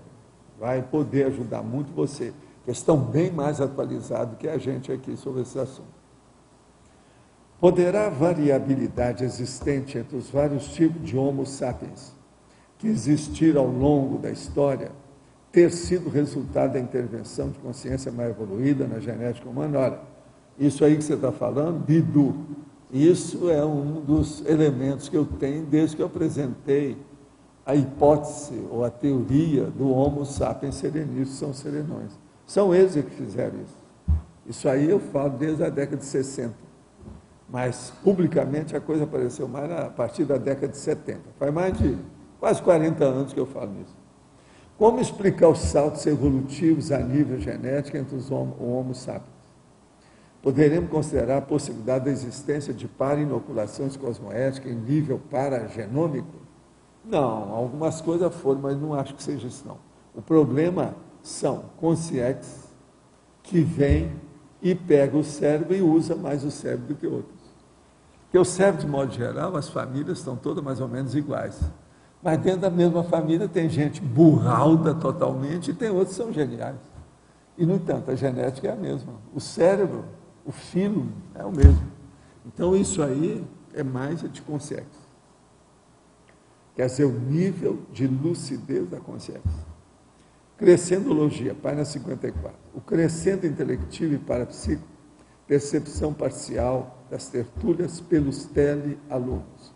Participação presencial ao vivo e loco no tertuliário. Não está faltando uma vírgula nessa assertiva?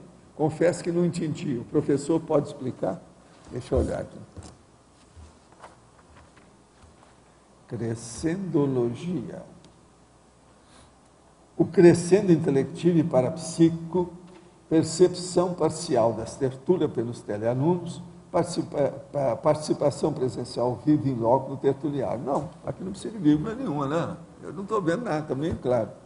Então, vamos explicar a você. O crescendo é intelectivo e paraperceptivo, ok? Qual é esse crescendo? É a percepção parcial das tertúlias pelos telealunos, aqui. E a participação presencial ao vivo e em loco no tertuliário, aqui. É isso aqui que é o crescendo. Agora, o que é que eu quero falar? É que esse rapaz que esteve aqui comigo, que está aqui, né? Ele não está ali, está aí sentado. Agora, o que se passa? Esse rapaz que está aí, ele vai passar por isso. Amanhã ele vai sentar aqui, ó. Em vez de hoje ele está sentado aqui invisível, amanhã ele vai ser tangível aqui no lugar que vocês estão. É isso que eu estou falando, é um crescendo. De lá ele vai virar aqui, ele vai ser um tertuliário direto. Eu acho que com isso eu expliquei, né, o que a pessoa não entendeu aqui. Não precisa de vírgula nenhuma, não. Tá? Já que vocês comentaram sobre a arte, gostaria que o senhor analisasse meu caso. Sou filha de mãe professora de letras, que largou tudo para ser cantora profissional. E meu pai é músico famoso. Veja, colega, você é minha colega. Eu sou isso. Minha mãe era professora e tocava bandolim e acordeon. Meu pai era dentista e tocava flauta doce.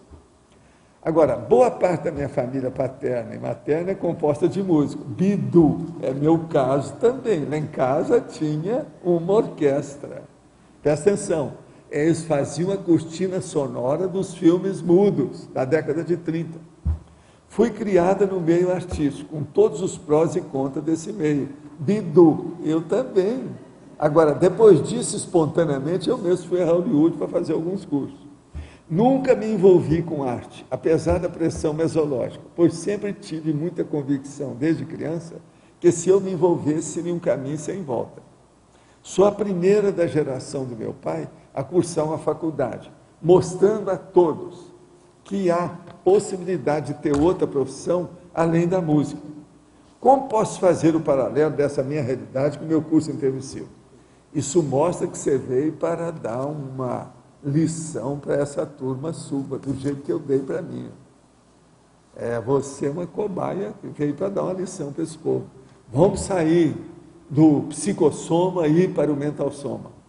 Vamos sair do processo da, vamos dizer, a vida mais fácil para uma vida que exige um pouco mais.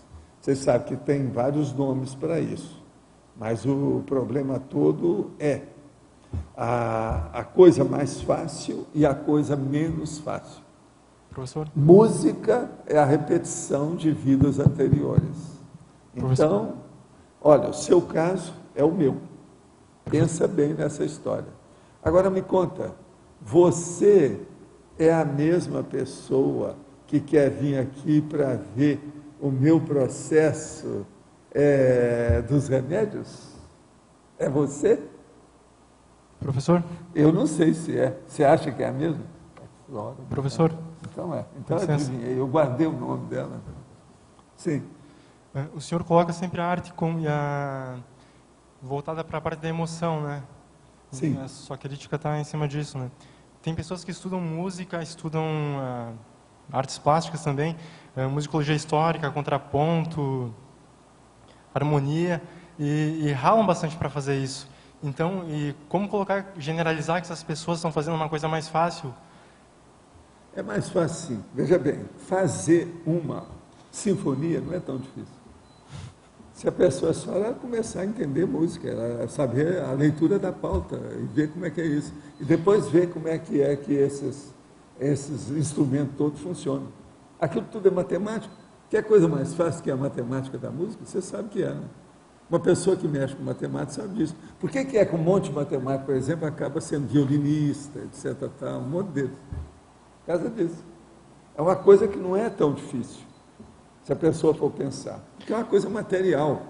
Difícil é a abstração, entendeu? Da paranormalidade, o parapsiquismo, o problema da cosmovisão da consciência. Esse é difícil.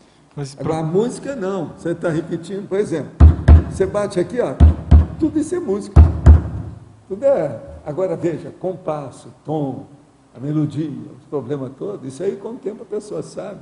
E outra coisa, a maioria dos grandes músicos, como acontecia lá em casa, que a maioria lá era isso, inclusive eu também, nós todos já mexemos com música em vidas anteriores. Todo mundo já nasce com um bom ouvido, ó, capta tudo na hora ali, ó. Entendeu como é que é? Eles fizeram o meu senso de musicalidade. O meu avô falou assim, um dos melhores da família, é desse menino. É uma pena que ele não gosta disso, não quer entrar nisso. Você está entendendo como é que é? Então, o senso de musicalidade, a maioria já vem com aquilo. Aquilo é, como nós falamos, como é que chama? A ideia inata. A situação já vem, entende? Então, música é uma coisa que, pensa bem, o Pan já tocava a flauta há muito tempo, aquela corneta, aquelas coisas todas, isso é da mitologia. O negócio vem desde quando? Parece que o Adão e Eva, que eles falam tanto aí, que logo que nasceu, ele encostou no negócio, fez um pouco de barulho do vento, o zéfiro na árvore, já fez som. Ali já tirou um som. É assim que fizeram, o samba, essa coisa toda, deve ter começado tudo assim. Você entendeu, então, como é que o negócio é fácil? Agora, o que eu vejo é o seguinte, tudo na vida precisa da pessoa ter organização, ela ter disciplina. Por exemplo, um músico clássico, tocando qualquer instrumento, ou mesmo o homem da batuta, o regente, ele tem que ser bem organizado, porque senão ele não consegue entrosar as coisas todas que ele precisa. Uma orquestra sinfônica bem organizada é matemática, tudo dela é. Mas agora é uma máquina engraxada. Entende? Eu, por exemplo, hoje eu tenho uma máquina engraxada que equivale a uma orquestra sinfônica. São vocês comigo para fazer os verbetes. Outra coisa, eu tenho lá 45 equipes técnicas. O que vocês querem? Uma orquestra com 45 músicos é uma boazinha, não é de julgar fora. Tem muitas, tem muito mais do que isso. Mas com 45, eu já tenho 45 instrumentistas. Fora os extras, porque tem os extras aí que estão trabalhando nessas coisas aí por fora. Tudo é uma orquestra. E essa orquestra é de ideia, e ela é braba, ela exige muito. As tonalidades, as sinfonias que nós concebemos não são fáceis, matéria de ideia. O negócio transcende o problema. Agora, ó, dentro dessas artes todas, a que é considerada por muitos como sendo a mais evoluída é a música clássica. Não é a semiclássica, não, a clássica propriamente dita. Isso aí. O que você queria então, falar? seguindo essa linha aí, professor, página 54, na legislogia, aprofunda um pouco a lei do maior esforço aplicada às comunicações libertárias. A lei do maior esforço aplicada às comunicações libertárias. Eu, por exemplo, tenho feito uma força danada para usar todas as vias de comunicação e meios de comunicação. Atualmente nós estamos aqui com online, com o processo da escrita, com o problema da fala e outras cositas mais. Tem gente que quer levar isso para a rádio e tem outros que quer levar para a televisão. Então, essas 5 grandes mídias Isso é que é o ideal da lei do maior esforço. É essa aí que eu estou tentando entrar. É a lei do maior esforço. Agora veja, a lei do maior esforço. A minha vida toda, desde que eu comecei com isso, em 66, foi a lei do maior esforço. 19 anos eu preparei o Projeciologia. Depois lancei o Projeciologia em 86. Depois o 794.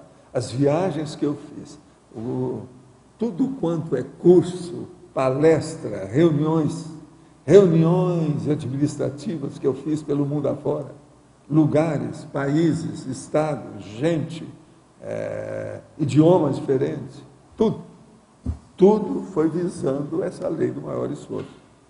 Uma outra coisa, eu não acho que eu estou com maior esforço, não, porque eu não tenho nenhuma reclamação do que eu faço o que eu gosto. Hoje eu estava fazendo meu cálculo lá para ver, porque eu já falei aqui que me perguntaram esses dias, 3 pessoas me perguntaram, quantas horas você estuda, você trabalha por dia? Eu falei assim, mais ou menos 14 horas. Agora, hoje eu fui fazer o cálculo, dá entre 13 horas e meia e 14 horas a maioria dos meus dias da semana. Está entendendo? Eu contei. Meia hora por meia hora, os negócios, tudo que eu estou fazendo, a média. Agora, é lógico, tem os dias que tem que ser fazer o social, quando chega uma pessoa de fora, quando eu vou à cidade, então, uma opção de coisas que aí interfere, diminui. Mas a minha média, que eu estou enfurnado, vocês sabem, eu estou na minha masmorra, né? Estou fechado. Dá mais ou menos 14 horas por dia mesmo. 8 horas, tem aí que 5, 6 horas que eu durmo, e o resto é conversa fiada, né? Essa conversa fiada, eu não ponho na linha de conta. Você está entendendo como é que é? Agora, então, veja, que uma boa parte da conversa fiada é serviço, é trabalho. Eu sei. Mas, às vezes, é conversa fiada. Por exemplo, se eu vou lá, estou jantando no restaurante, vem uma pessoa, é outro assunto, outra coisa, jantar. Porque ali é o social, faz parte do serviço. Então, isso aí já não é bem o serviço. É esse aí o risco fora. Mas, então, a partir disso, a gente vê que eu faço a lei do maior esforço, mas eu não posso falar que seja maior esforço, está entendendo? Porque eu não faço muito esforço para fazer isso. É que, então, às vezes a gente confunde esforço com sofrimento, não tem nada a ver uma coisa com a outra. Gente, se deixasse por minha conta, eu ia ficar escrevendo aqui igual uma máquina, sem parar. Enquanto eu estava aqui, nos minutos que eu passei aqui antes, logo que chegou o rapaz, eu comecei a escrever um verbete que eu vou levar em consideração, que é uma coisa que eu precisava de fazer. E eu não vi nada disso. Sabe como é que chama? Intensio recta. É o nome do verbete que eu vou escrever. Intensio recta. Você sabe o que é isso em latim? Intencionalidade reta. Isso é o nome que eu estava procurando para colocar na intenção, para mostrar a pensenidade retilínea, que é a retilinearidade da pensenologia. Entende? Que é, sob certo aspecto, é o processo da intencionalidade. Agora, intensio recta, isso é latim puro, entendeu? Intencionalidade retilínea, de modo que é perfeito. Outra coisa, vou pôr também a do latim, que é o contrário, que é intensio obliqua. É oblíqua sem acento agudo, é do latim, é igualzinho. Então, veja, estudo, o meu caso é assim, eu estou estudando, estou lendo, estou pensando, converso com uma pessoa, falo aqui para vocês, vocês já viram que de vez em quando eu anoto as coisas? Estou sempre assim, ó. Eu sou assim, eu me criei assim, eu sou desse jeito, quer dizer, eu gosto de fazer isso. Outra coisa, eu sou burro, né? Eu estou tentando ver se aprendo uma coisa todo dia. Isso é aquela história antiga lá de vários caras desses que falaram, inclusive o Valdo Emerson, aquele cara que eu sou xará dele. Se o seu dia terminou e você não aprendeu nada novo, você perdeu o seu dia. Isso aí vem dele, vem do Samuel, esse povo tudo antigo, aquele Samuel antigo, sim. Sabe como é que é? De modo que eu sou desse povo, né? O meu caso é esse. Então, ó, eu não tenho muito mérito nessa história, não. Entendi. Não tenho. Outra coisa, quando eu canso de uma coisa, eu mudo para outra. Mas eu canso, eu mudo assim, 6 para meia dúzia. Eu praticamente não mudo. Vocês estão entendendo, não? Entende? Tem um mundo do serviço que lá no fundo é a mesma coisa. Mas não é a mesma coisa para mim na hora. Você está entendendo o que quer dizer? Então, por exemplo, eu estou digitando. Não, aí eu começo a fazer uma anotação que eu tenho que consultar o dicionário, eu tenho que ver o livro e tal. É a mesma coisa, mas não é a mesma coisa. Claro. Entende? Isso é muito importante também. Entendi. Você entendeu? Entendi. Professor. Mas, olha, deixa eu só acabar aqui essa situação. O senhor poderia nos dizer se na nossa próxima série X existirá ainda o processo de tertúlia para que intrafisicamente continuemos com nossos cursos intensivos? Para mim, vai ter, mas vai ter coisa mais evoluída do que isso. Engraçado, foi ontem ou anteontem eu falei nisso aqui, né? Alguém perguntou. Vai ter coisa mais evoluída até lá. No próximo século, as comunicações vão melhorar.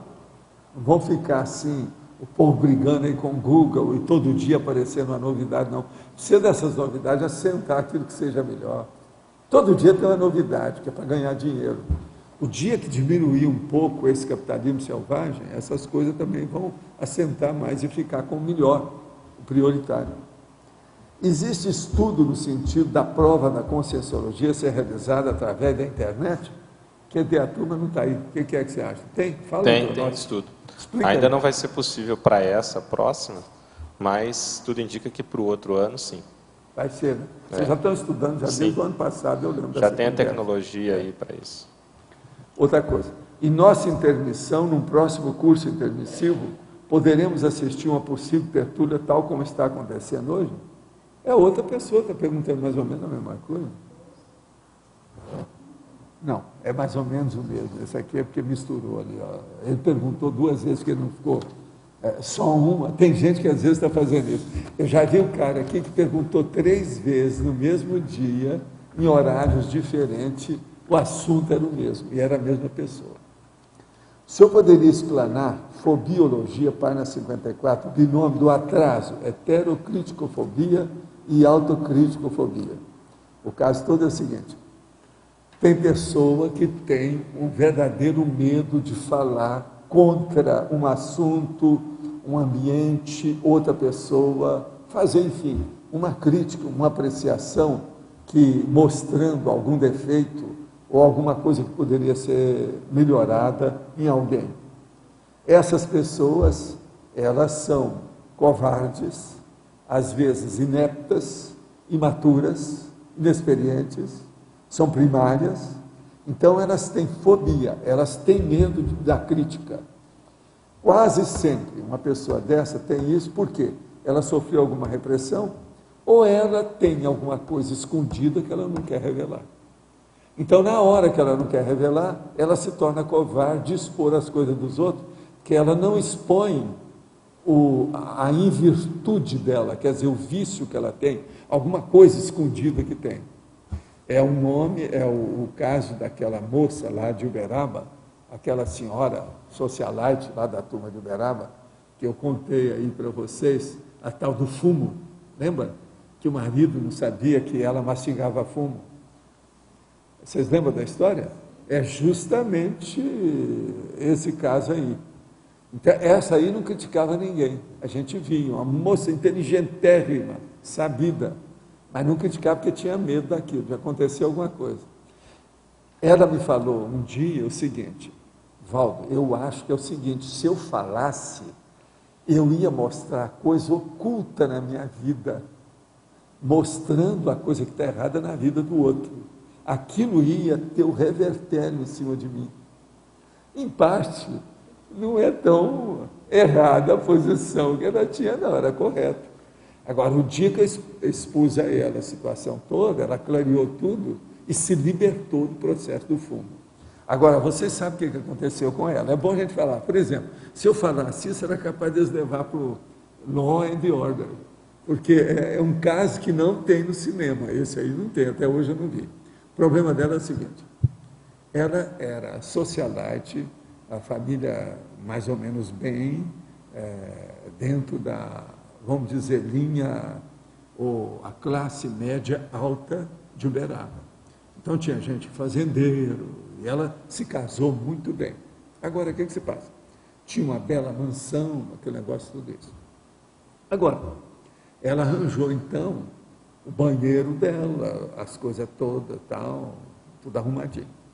Agora, o problema dela começou na infância, e ela nunca revelou, nem para a mãe dela, ninguém sabia disso. Depois ela casou e não falou para o marido também, não. Mas o caso foi o seguinte, ela foi ao banheiro e começou a ter constipação intestinal. Não funcionava o intestino dela, ela passava 3 dias.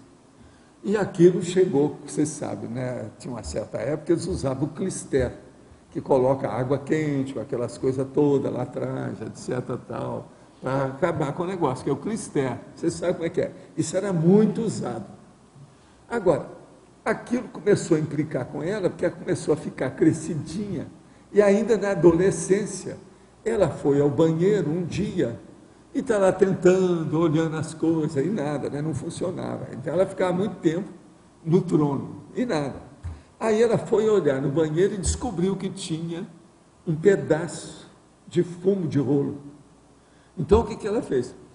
Começou a cheirar aquilo, no fim ela começou até a mastigar, gostou do negócio do fumo de rolo. A hora que aconteceu aquilo, aconteceu alguma coisa que funcionou. Ela achou, achei o remédio, isso vai ser a minha saída. A partir daquele dia, ela não falou mais nada com ninguém, começou a usar o fumo de rolo calado toda vez que ia ao banheiro para fazer uma exoneração, quer dizer, passar o e-mail dela. Agora, então, o que se passa? Ela cresceu com aquilo escondendo. Com o tempo, ela arranjou um jeito de tirar o gosto, o cheiro do fumo, arranjou lá uns negócios, né, aqueles tipo americano, sabe, aquele serinha, várias que tem desse, você está entendendo? Aquilo tapiou. Agora, depois, ela casou, arranjou o cara, gostava muito dele, e a coisa continuava do mesmo jeito. Chegou um dia, então, que eles iam mudar umas coisas na casa, e ela estava com medo de descobrir os rolos de fumo dela no banheiro. Foi aí que ela foi atrás de mim. Assim, eu não sei o que fazer, Valdo. Eu já vi que você ajudou fulana, você ajudou fulano. Me dá um jeito, me dá uma ideia, o que eu vou fazer? Eu falei assim, ó, mas até hoje você está viciada com o negócio. Valdo, eu acho que só funciona com isso. Aí o que eu fiz? Fiz uma prescrição para ela do que ela ia fazer, alimentação, o que é. E logo eu dei uma fórmula que era fora de série, que é aquela moranga grande, que a pessoa usa em jejum meia hora antes de comer, no dia de jejum. Ela usa aquilo sem pôr açúcar, sem nada, e toma um copo dessa altura, maior que esse meu ali, em jejum. No caso dela, o negócio funcionou perfeitamente. Falei assim, agora você deixa tudo, corta tudo, e outra coisa, viva a moranga. Moranga não faz mal para ninguém. Você sabe, essa moranga é grande. Agora, tem que colocar aqui no liquidificador, arranjar o suco e não colocar açúcar. Aquilo funciona perfeitamente. Foi assim que ela se curou. Agora, outra coisa. Ela ficou tão feliz com as coisas que depois ela falou assim, e agora? Eu estou muito feliz com tudo isso. Eu falei assim, ó, uma coisa que você podia fazer agora é o seguinte, você vai falar para o seu marido para vocês fazerem uma viagem ao exterior. Para você ter uma visão maior das coisas, que você ficou muito presa a essas coisas suas. Aí eles foram fazer viagem, iam fazer, conhecer Paris, Roma, sabe, London, eles iam por todo lado, porque o homem tinha dinheiro e ela não tinha. Eu falei assim, ó, você é uma socialite de porta de cadeia, quer dizer, não tem valor nenhum. Você nunca viajou, você nunca foi para o exterior, você não viu nada disso. Socialite que se preza, tem viagem, e uma viagem bem feita, que você pode aprender, uma viagem dessa ao exterior bem feita, equivale a uma biblioteca que você vai ler. E ela fez. A vida melhorou, ela ficou mais alegre. Passaram a temporada, encontrei com ela e perguntei, como é que vão as coisas? Ela falou assim, sabe o que meu marido perguntou? O que houve comigo? Que ele veio me perguntar que eu estou mais alegre, estou mais viva, parece que eu arranjei mais vivacidade na minha vida. Quer dizer, o negócio neutralizava totalmente a vida dela, a fobia do problema, sabe como é que é? Agora, gente, Por que o senhor não incluiu no verbete a parateletertúlia? Você pode incluir, dê aí, parateletertúlia. Ela quer que coloque aí. Ele quer que coloque. Ô, Valdo. Ah, boa. Valdo, Sim. aqui. Sim. Aqui. Primeiro eu queria dizer, por exemplo, eu sou um ex-teletertuliano, né? E eu ria muito com as histórias que você acabou de contar. Elas são muito educativas e também fazem bem, né? Eu, quando estava vendo lá em casa, eu fazia muito bem para o meu humor, eu ria e tudo mais. Com essa história que você acabou de contar agora, né? Que eu acho que tem vários níveis de entendimento dessa história. Então, aí. E uma outra coisinha é o seguinte, eu estou lendo aqui na página 56, é um problema lógico de generalização. Você está falando assim que o tertuliano incógnito é sempre a pessoa problemática, né? Eu estou pensando que tem um tertuliano que ele é incógnito porque ele não dá para se comunicar conosco aqui, né? É um problema. Não, ele não dá porque, por exemplo, é uma senhora de 60 anos que não sabe mandar e-mail. Sempre é problemático. Mesmo aquele que é bonzinho, tudo é um problema que ele tem. Se ele é incógnito, é um problema. Mas ele é incógnito... Agora, por exemplo, porque ele não vou te dizer para acabar com isso, para liquidar com o assunto. Mandar você para o escambau. O serenão teletertuliano, incógnito, divido, é um problema? Ele não é problemático? Eu não é. Você entendeu o que quer dizer? Se ele é incógnito, ele é problemático. A melhor coisa que tem na vida, gente, é a gente poder falar do jeito que eu falo tudo a meu respeito, não tem nada para esconder. Isso é o máximo. Mas mesmo a pessoa que está lá na casa dela, que não pode mandar um e-mail aqui, mandou uma pergunta para cá, mas problema. É um problema, mas ela não é problemática. Não interessa, é problemático. Não, mas ela não é uma pessoa problemática. Você problema aqui, ó. Você mesmo acabou de dizer. Ela tem um problema de não mandar e-mail, tá? O negócio é, sinto muito, mas é problema. Ô, Val, eu queria só lembrar que você fala antes ali dos atenuantes e agravantes. Certo. Então, assim, é sempre problemático. Dependendo do caso, não é isso? Vai ter o atenuante ou o agravante. A nossa grande jurista está falando. Ela está certa. Ela é doutora no assunto aí. É o agravante e o atenuante, essas coisas existem mesmo. Mas agora, o melhor é essa que eu falei para ele, mandar para o escambau. É o serenão, ele é incógnito, por quê? Ele está dentro do processo dele, né? Escondidinho. Como é que fica? Ele é problemático. Você já pensou? Para mim, tem algum serenão que estava doido para chegar aqui e falar assim, olha, eu sou serenão. Mas não pode falar, né? Fica ruim para ele, não dá certo. Sei lá, né? É um problema para ele isso aí, às vezes. Eu penso que sim. No caso do serenão, não tem um big atenuante? Pois na problemática dele? Big é a mega atenuante. É a mega atenuante, isso aí. Não há dúvida que é. Professor, sim. Dentro ainda desse tema aí, o senhor falou da Consciex que está aí presente, né? Ou outras que já estiveram presentes aqui, né? Como ficaria ou como fica, né, essa participação, né, dela?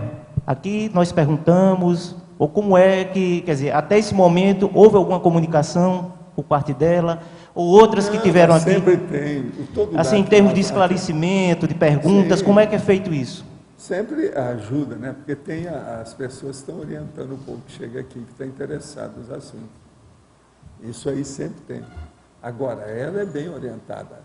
Agora, outra coisa, todo dado que nós vamos tem consciência. Agora, aqui, as consciências que estão aparecendo são um pouquinho especializadas. Né? Essa que é a diferença. Especialização. Entende? Agora, elas estão ganhando com isso de qualquer maneira, senão não viriam assim com tanta frequência. Todo dia tem, sabe, paratertuliano aqui. Todo dia tem. Desde que nós fizemos. Já havia assim lá no outro salão, quando tinha, eu já tinha visto. Agora, é engraçado, é assim, quando vem esses assim, isolados, sabe como é que é? É como se fosse uma ovelha desgarrada, que veio, deve ter sua razão. Outra coisa, o enumerador estava olhando as coisas dele todas para ver como é que é. E outra coisa, deve ter alguma coisa com isso, sobre, às vezes, até o problema de incógnito, do anônimo, o anonimato de alguma coisa da vida dele. Porque isso não vem à toa. Esse povo não dá ponto sem nó. Quando aparece, tem sua razão. Está bem relacionado, né, Padre? Eu associei ao título, Pode né, ser ao tema. que esse tenha. Eu não sei, porque não me falaram nada. Nem ele falou, nem também o numerador não me falou. Agora, eles também me respeitaram muito, porque logo eles se afastaram, porque eu estava aqui estudando com o negócio, logo eu tive a ideia de fazer isso aí, eles deixam. Entende?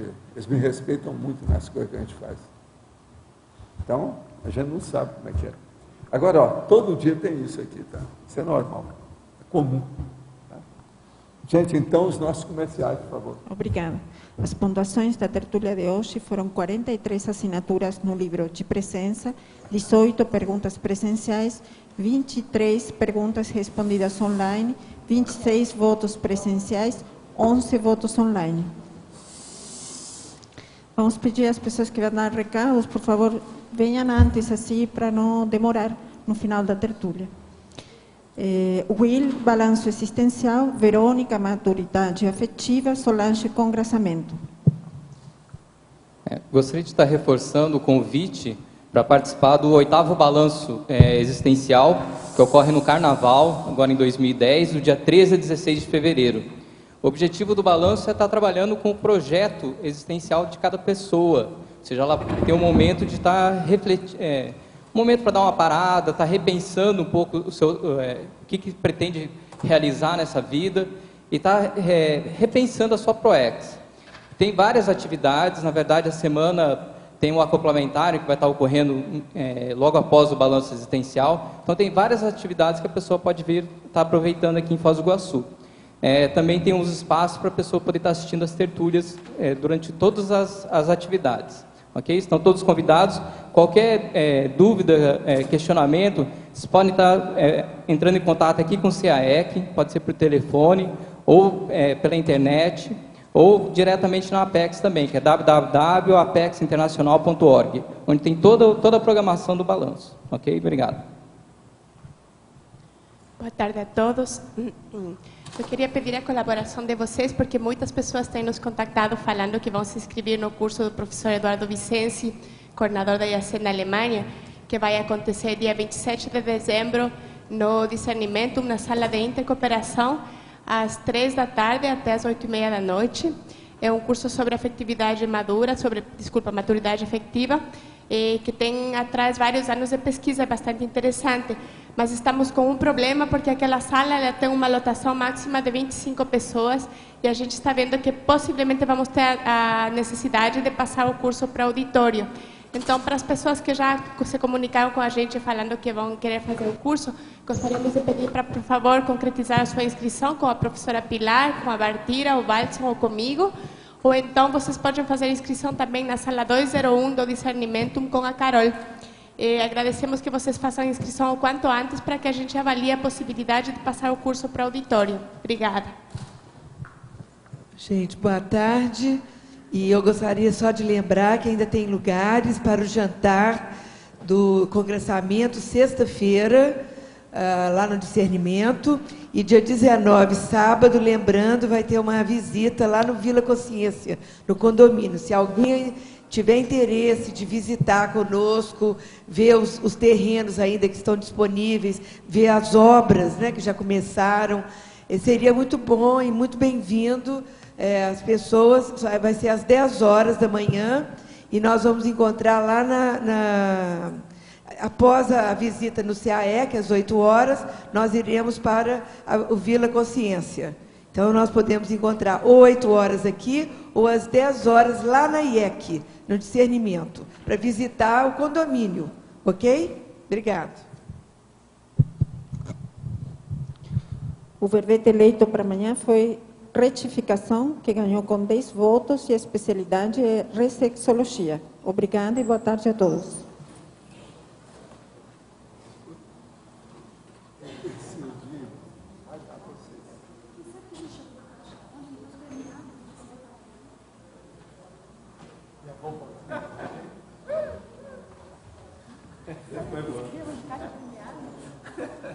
É uma novidade agora. Escuta, quanto é que eu tenho que te dar lá?